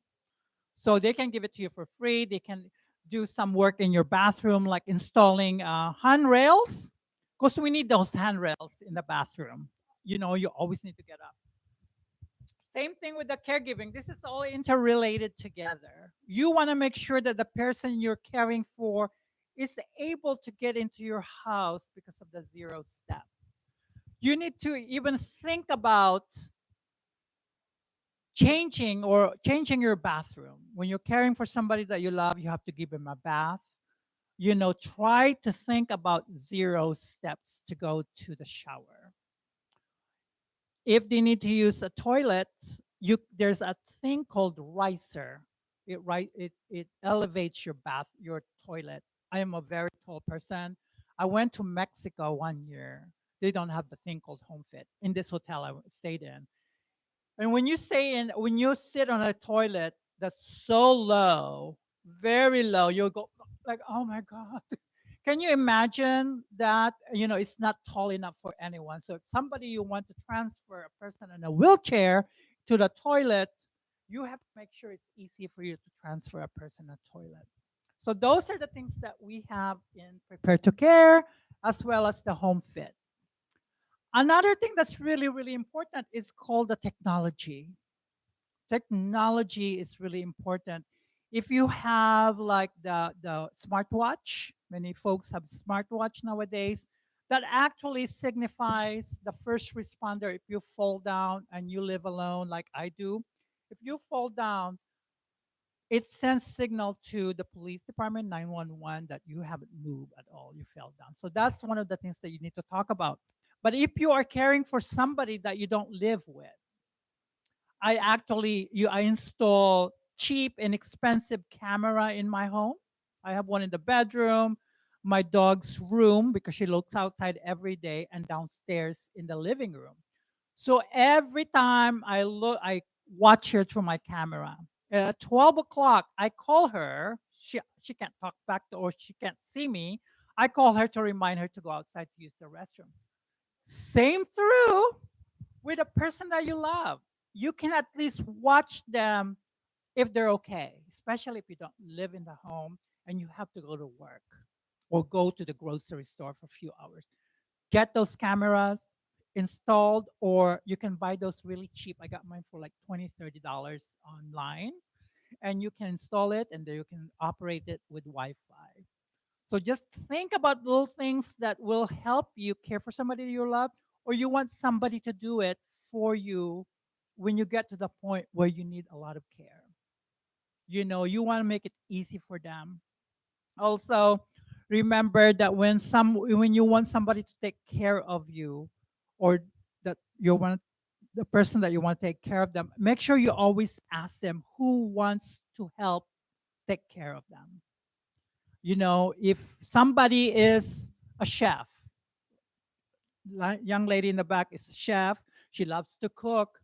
But if I was the person that you're taking care of and I said, oh, I don't like her at all for the life of me, I'm not even going to ask her to cook for me. So make sure it's somebody that you're caring for, somebody that they trust. I don't care if Tom in the back is a financial person, does all my taxes, but I don't trust him at all, then don't. But if the person really trusts you, and you can always share your expertise. If you cook, perfect, help with the cooking. Also in the gardening, things like that. You have to always remember that. So always make sure you grab one of this. If we run out, because I didn't bring very many, I will send you some privately, or by email. Grab some of this. This is also available online at aarp.org. And then you can only also download this. I'm talking about the thing in the back, the forms. They are fillable in PDF. So you can fill the form up. And if you have a printer at home, you can print it out for you, okay? Home Fit is online. So I teach this class in full because usually it's a 1-hour class, but they wanted me to do 2 presentation today, so I made it together. So this is part of my presentation. I talk about the exterior part of the home,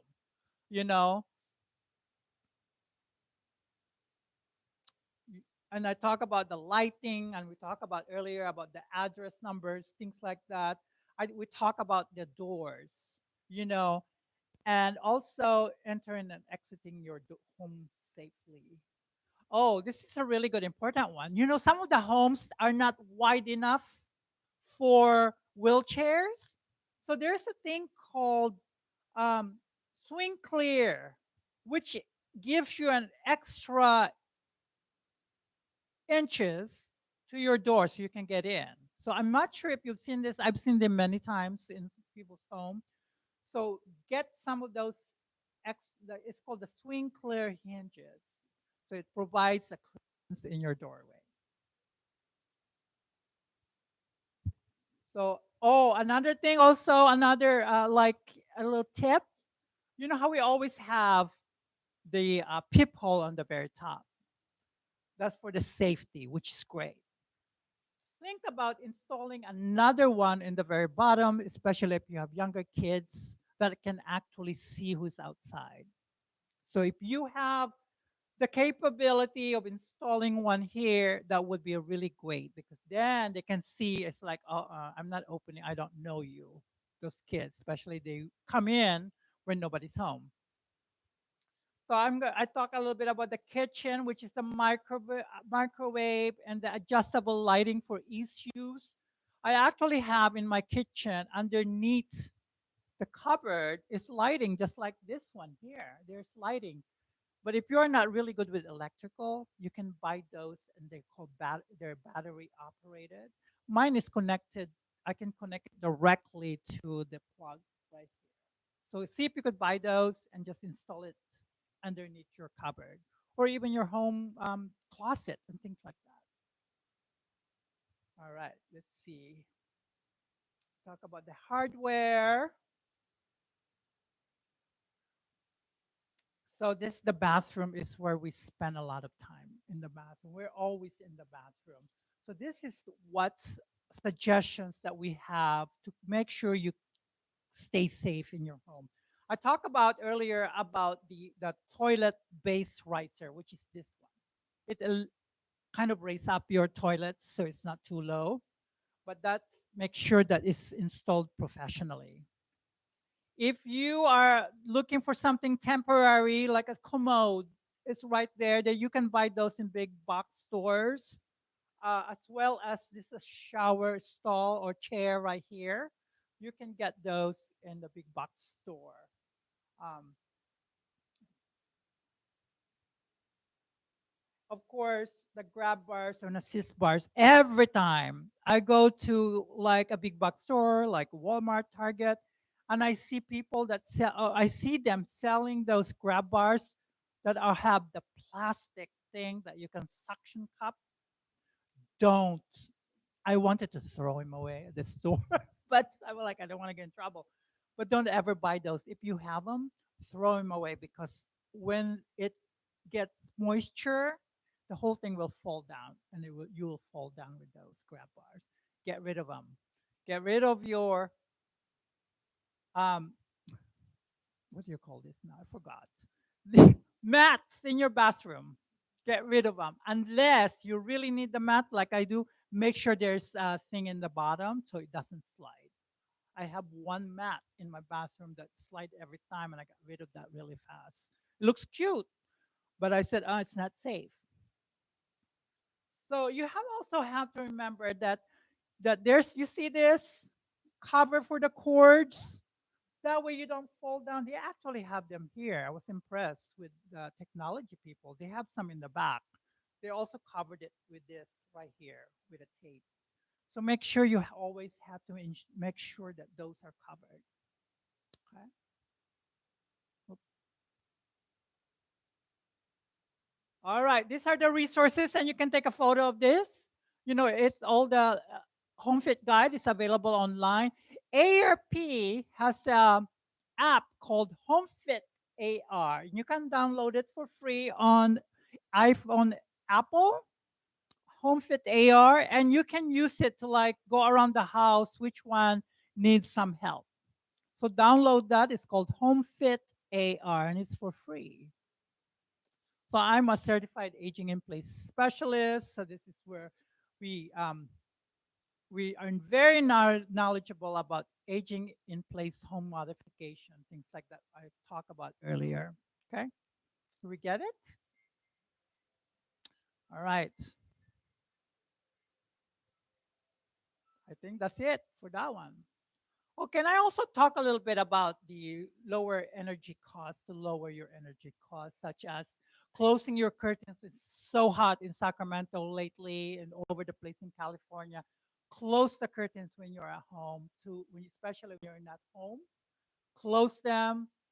You know, make sure they always have your air conditioning just a checkup. I always get it done before summer start. And then fans. I have fans all over my house too. Those are your friends, you know, and shop around to save. All right, here you go. The perks of staying home, universal design. Those are the things that are in the book. So I have a few of this. I can order more and give you guys some, so please grab some, and also the Prepare to Care. Any questions? Yeah? What are you guys gonna do to help you stay in your home for as long as you want? Something that's very simple. Any suggestions that you're gonna do? Yeah.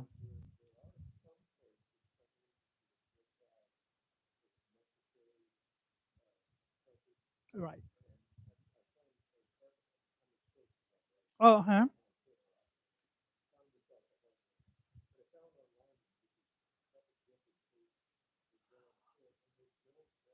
Yes, I actually have one of those in my house because I have an area rug. Yes, that's true. Thank you. Did you hear that? He actually has a gripper for the area rug, right? You use that for the area rug, and you bought it online, or you can buy it at a big box store, and they're called the carpet gripper, and you put it on the edge of the carpet, and it sticks to either the floor, and it will not ruin your floor or the carpet. So I have one of those at home that I bought some, and I use it and to hold my area rug so it doesn't move around. Yeah, it works on carpet.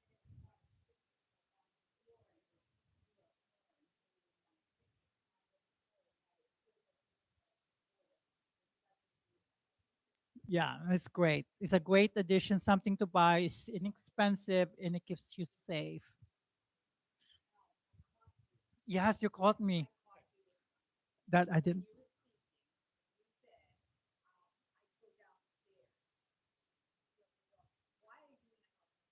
I know. You know, when I bought my home like with my ex-husband. We bought it and I wanted it because it's a beautiful home, but there's stairs. It goes up to the bedroom. Right now, when you get to the point where you can't, like, oh God, this is harder to get up. So the next home I'm gonna buy, I'm gonna make sure it's one floor, and because it's easier on the electricity also. The heat goes up, so at least this one stays where it is. Thank you for that.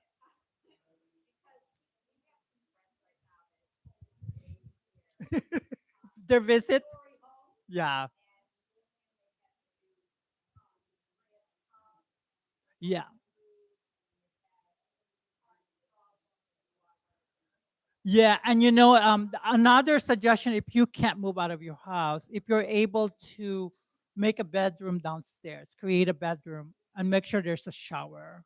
So there's points where we cannot go to our bedroom anymore upstairs. Make sure there's a place for them to wash. Make sure there's a place for them to sleep. I don't have that, but at least my couch is very comfortable, and I have one bathroom downstairs. So if you can do something like that just to create a space for you in case you cannot get up the stairs anymore, then make sure there's a place for them to wash and there's place for them to sleep. Okay? Anything else? Thank you for that one. That's a great addition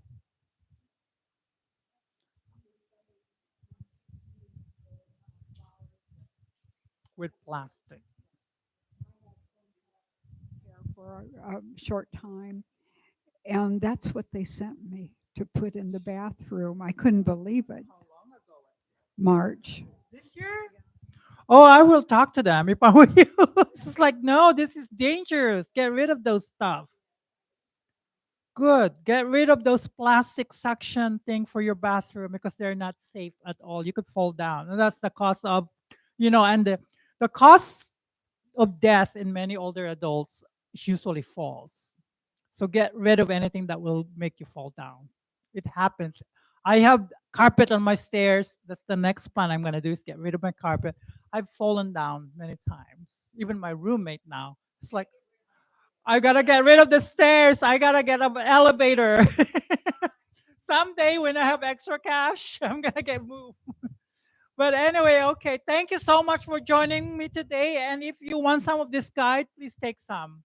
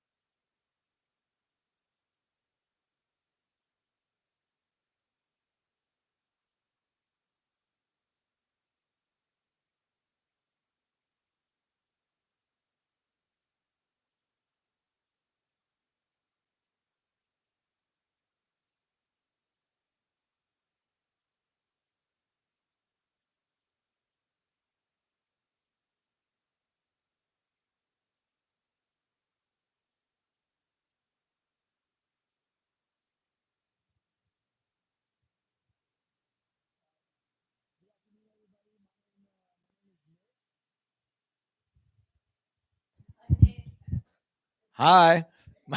Good afternoon, everybody. My name is Nick. Now we can all hear me. We've got Lucas here, and I've got Tom here as a colleague, and I'm just going to kick off this little kind of tutorial and educational segment around, security, right? And there's a lot of ways we can define that in regards to like some of the fraud stuff that we were talking about a little bit earlier in terms of the fraudulent emails you might get or phone calls or even text messages now. I've heard stories of even smart TVs with web browsers in them, getting into potentially accessing your personal information. So today we're going to just hit on a couple key points. We're going to give some very specific examples, and then we're just going to open up the room for questions, which I know this gentleman already had, which is great. And then hopefully we can help you. And then if you don't know already, we do have a booth at the very front when you first walk in. We've got a bunch of associates here to just kind of help you out with any questions you might have regarding any technology on you, general questions, cell phone stuff, email stuff, whatever it may be. So with that said, I'm going to kick it off to our partner here, Lucas. Hi there, I'm Lucas with Placer County IT Security, and we also have a booth over in the big room with all the other vendors. Just talking to you today about similar stuff, email security, what you can be doing to protect yourself against email scans of any sort. So one of the big things that we're actually seeing a huge rise in is actual scams coming through voice calls. You want to make sure that you know who you're talking to. The big one, and my grandma's been hit by it as well, is where someone calls pretending to be a loved one or a family member saying, hey, I'm in jail. I need like $1,000 for bail, or I need a credit card or something like that. And we actually are going around recommending that you have a shared family password or something that you can use to validate who you're talking to. So like, I just keep throwing out the example like Pumpernickel 32, something that's kind of random, but that's memorable within your family. So that way you get that call at 2 a.m. and they're like, hey, if this is you and you really need what you say you need, what's the family password? And then you can validate them that way. We also have some flyers that are going around about the red flags with email, what to be on the lookout for. There's actually a sample phishing email in there, and just kind of the key indicators to help you validate whether an email is legitimate or malicious. But it really comes down to gut instinct there. If something feels off, if something looks a little wrong, chances are it is. So just delete it. Same thing with phone calls. If you don't recognize the number, you generally want to send those to voicemail or ignore them in the first place. But that's about my spiel there. If I want to. Sure. Hi guys, my name. I'll go. Question. How many people have got a fraudulent email or phone call, even in the last, since January 1st, let's say? Yeah, I got one yesterday. I had some yesterday too, right? And so we're going to try to share some like specific examples here, and then, and hopefully, in some ways, hopefully you haven't had them, but likely you've had something similar. But anyways, I just want to make sure we're talking to the right audience here. It's just so common, guys. Very consistently, at least what we see in our store, is related to gift card fraud. So I'm going to start with that subject because it's something that we are approaching every single day.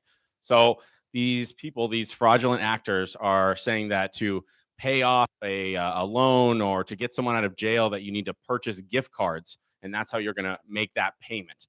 Obviously, all of that is false.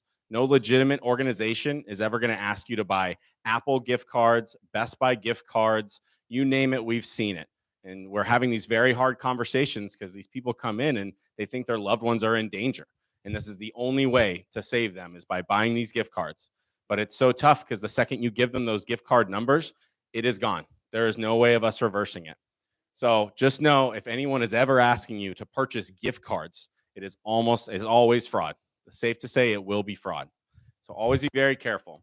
One I want to talk about that we've seen at the Geek Squad recently is just on your computer, a big pop-up that says it's Microsoft and that you have a virus and you need to call this number. Sometimes it even starts talking to you and says, hey, call this number now. In reality, once again, it is all false. So it'll a lot of the times make you think that your device already has a virus, when in reality, it is the beginning of them trying to get you, the beginning of them trying to hack you. So that's why it's so important. Don't click any links that you get. It'll always try to bring you away from your email or off of your computer to a different website. So it's very important. Don't click anything that you are not aware of. and always be cautious because it's so common. I got in the last 2 days, I've gotten 2 text messages saying your delivery has been delayed. Click this link to get it updated. I didn't have a delivery set up. A lot of people do though. We all have so many packages being ordered. And so it's a safe bet that if they send that text message to everybody, that they're going to get someone that is going to click that link and give away that personal information. So it's always safe to just, it's always okay to turn off your computer. You can bring it to us, right? That's our Geek Squad. That's what we're here for. Ask someone that's trusted to make sure what you're clicking, what you're inputting your information is legitimate because it's so common. Yeah. My neighbor just got that Microsoft. Yep. And sent somebody $800. Yep. I wanted to grab him and shake him and say, "You buy a new computer for $800." Exactly. But yeah, but he got taken. They really like to prey on your nerves and stuff. Like a lot of people are very uneasy around technology, so they freak out when something comes up that's unexpected, and then you're not thinking critically anymore. Yeah. You're just trying to address the issue in the moment. They really try, and that's part of the social engineering aspect of it, is that they want to manipulate you into doing something you normally know you shouldn't, but in the heat of the moment, they just kind of get you off guard. Yeah, because as soon as he sent the $800, it dawned on him. Whoops. Yep. They prey on urgency is one of the main things that they say. It needs to be now. It needs to be, don't hang up the phone, and you have 5 minutes left. Like, they prey on urgency. Oh, yeah, that's good.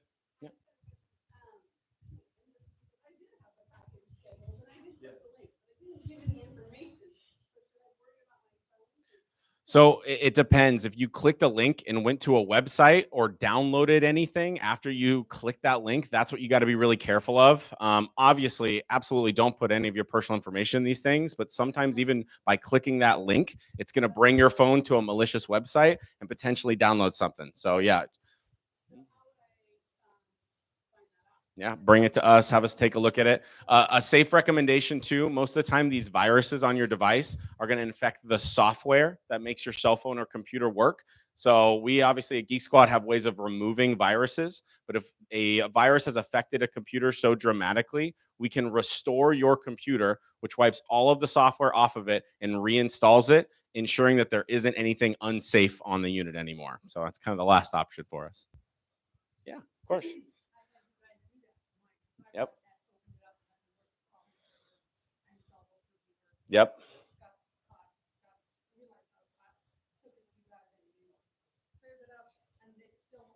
There we go. We appreciate it. Absolutely. Yep.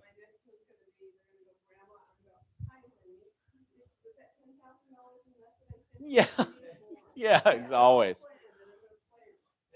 Well, that's a great call out for the family password too. I think that's a great idea, is just everyone in the family have a key date, key piece of information that only someone in your family can know, because there are technologies now that will mimic people's voices and they will sound like someone you know, and they will create urgency. That's like Nick was saying, create urgency to do something about it right away. And then we're not thinking about it as much anymore because we're trying to help a loved one.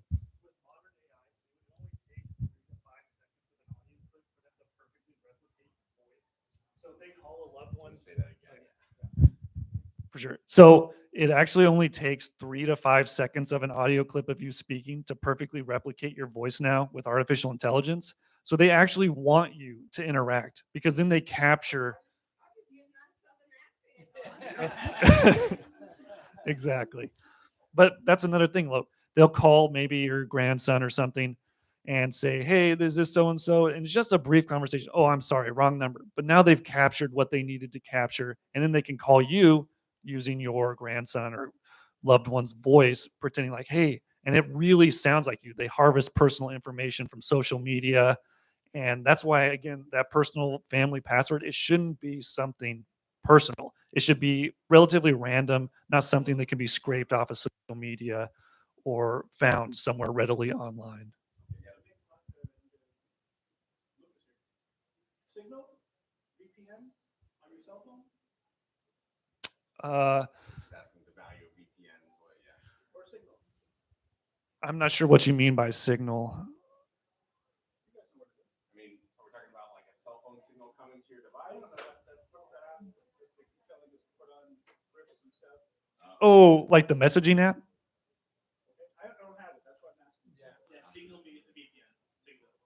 Okay.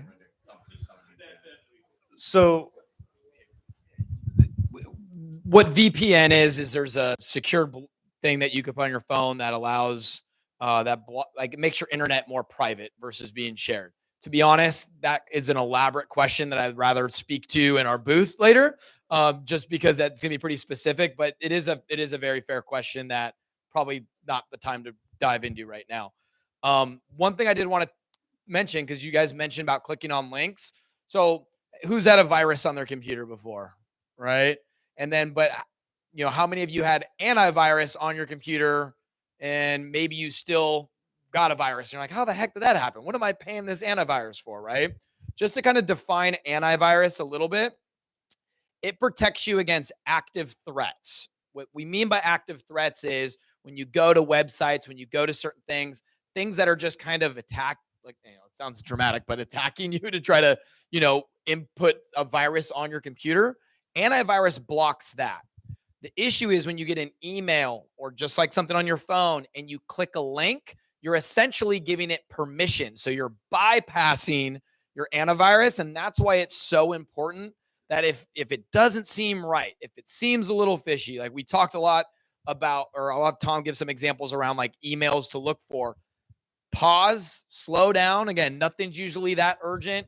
You can phone and ask a friend. You can bring it down to our store. You can call 1-800-GEEK SQUAD. There's a lot of different things you can do if you're not sure, but that's where I would ask you to slow down, because you can do everything right. You can have the antivirus on there, but the minute you click something and you kind of give it the thumbs up, you've opened up a portal for whatever that wants to get there. And that's why they're so tricky and kind of manipulative in their wording and asking you to do something. But anyway, sorry, go ahead.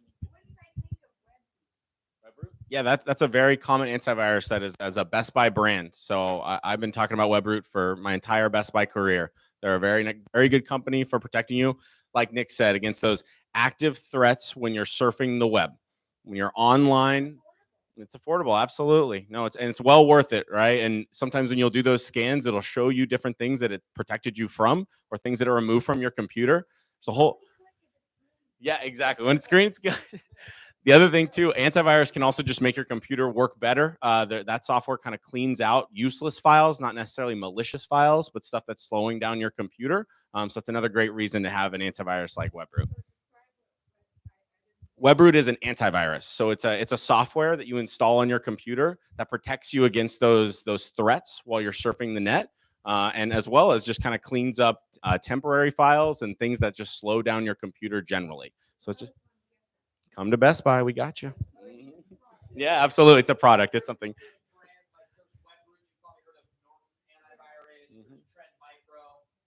is one of the more popular ones lately. It's a little bit smaller file size, so it doesn't bog down your computer and make it slow when it's running like some of the other ones do. But any of those are good options. Multiple devices. Yep. You can get it on your phone as well. Absolutely. Yeah, there's different licenses. Yeah, there's a bunch based on which one you get. You can get it for many different devices. Yes, ma'am. So it depends on which version you purchase, but there's generally 1, 2, or 3-year options. So you can buy it outright for 3 years, or you can renew every year. So there's different pricing on that.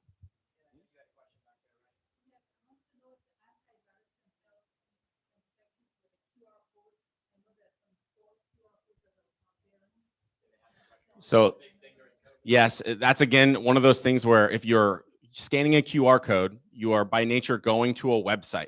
And so you're already kind of opening yourself up to by saying, yes, go to this website. So that's why you got to be super cautious with those too, because the antivirus is going to protect passive threats, stuff just when you're surfing the net. But if you select something, you click that link, then you're already in, so that's the scary part.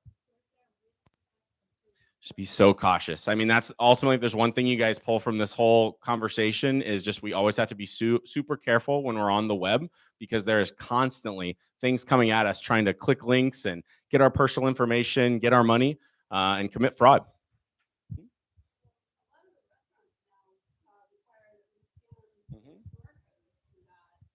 Absolutely. I mean, that's the thing. If you're going into a restaurant, we're hoping that those QR codes are safe, right? You know, I would hope that a legitimate business is not putting some sort of fraudulent QR code out, right? But you're right.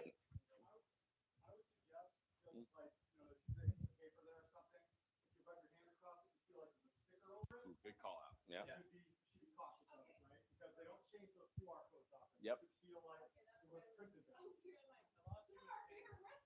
Yeah. Yep. Exactly.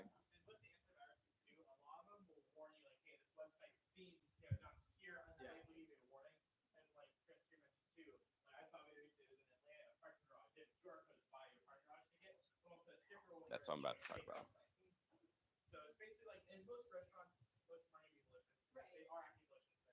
Yeah, they're gonna get found out. 100%.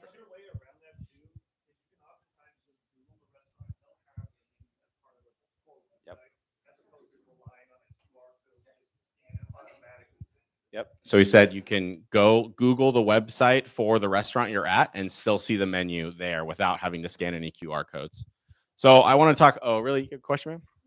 Yeah, of course.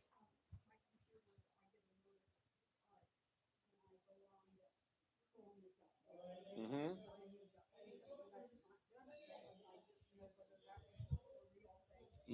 It should be legitimate. Every software on your computer needs a pretty consistent update. So as long as it looks like a regular thing, or again, just be cautious with it. But every software does have updates, and those updates, when it asks you to do an update on your computer or the software, is sometimes a security fix. Sometimes that update is because that company found a workaround into their software, and so it's important to keep your computer up to date for that reason, especially, and other software you use every day. And again, if you have a question, you are concerned, you can bring it in the store and you can ask, and because it's hard to know sometimes. Like it's on one hand we're saying you got to update your stuff, on the other hand we're saying proceed with caution, don't just click an update, right? So it can be confusing. Yeah, Chris. Is anybody here a member of Best Buy? So with CardWeaver membership, is you can simply call. We've got a number you can call, or you can go into our system itself just virtually, and they can dial into your computer and check for you. You don't even have to bring it in if you're a member. Absolutely. 24/7 support over the phone. You can just call us and then they can answer these questions for you at any time. Yes. It's always a good idea to keep them as up to date as possible. Absolutely. As frustrating as it is because it pops up all the time, you know?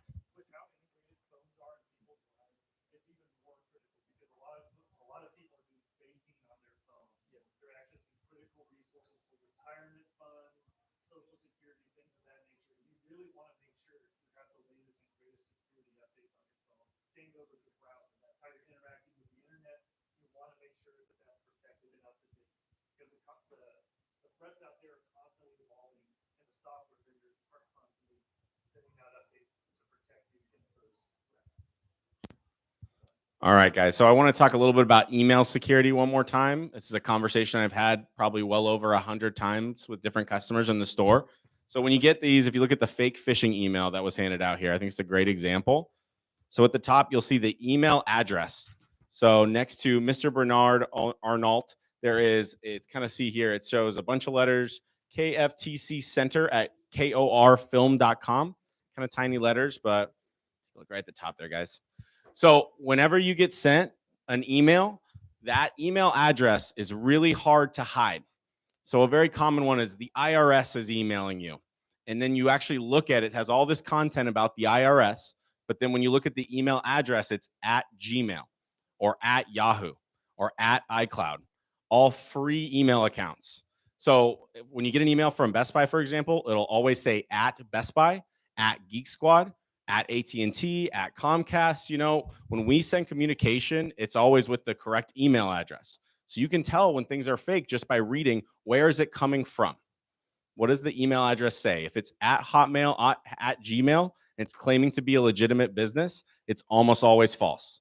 So it's a great way to, at least when you get these emails, read the actual email address it's coming from, and that might be a dead giveaway that it's fraud. You can also check for spelling. You've seen those emails, sometimes it's clearly broken English written in the email, and that's usually a dead giveaway as well.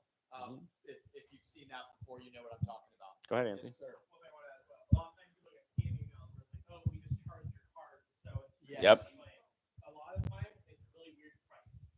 Yep. Most things companies sell will either be even or they'll be 99 cents. I've seen one where it was this much and 37 cents. Well, yeah, we'll talk about that one right now. So what he's talking about is another pretty common one. You'll get an email saying, we've already charged you for this service. We've already charged you for this. Call this number because you're like, oh, I didn't pay for that. I want to cancel it. And they're like, fine, give us a call. And then they're like, give me your banking information. We will refund you. And then what happens after that? More money is gone.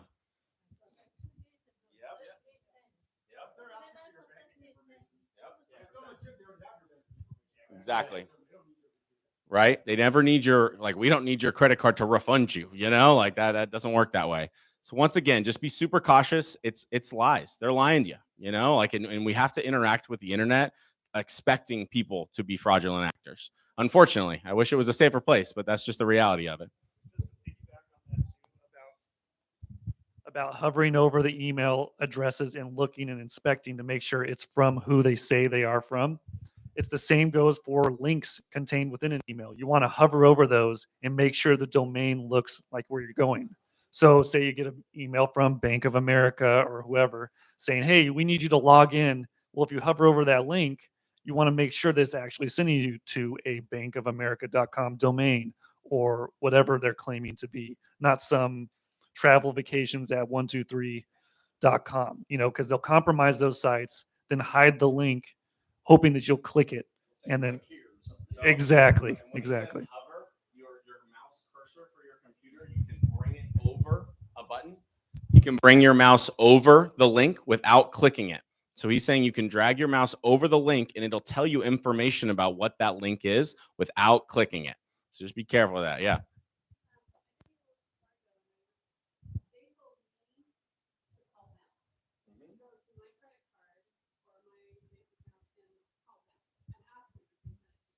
Absolutely.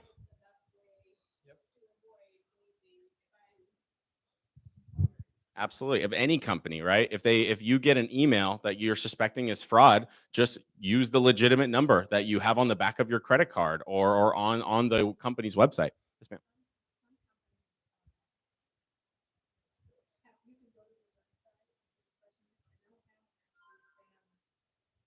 Yeah.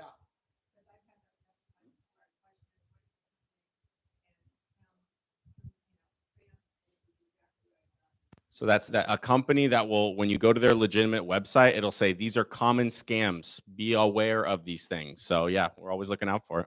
Do we have any other questions? Yeah. Well, appreciate it. You know, the last thing I'll just say is, again, we've got a booth at the front. If you've got more specific questions or personal questions or something pops in your head the minute you leave this room, please come on down. As Chris mentioned, we do have membership offers that are, you know, that last you literally an entire year, that gives you unlimited tech support that a lot of people end up taking advantage of. We can talk to you a little bit more about that. The other thing I wanted to mention is we do free recycling of your electronics at the store. A lot of people have been asking.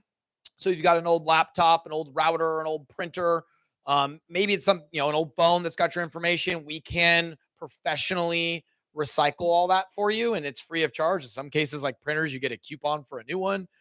So there's all kinds of benefits with that. Yeah, that's really all we have today, unless there's any other further questions. Good. All right. Well, thank you guys very much for having us. Maybe we'll see you down there. We'll see you at the store. Thank you guys.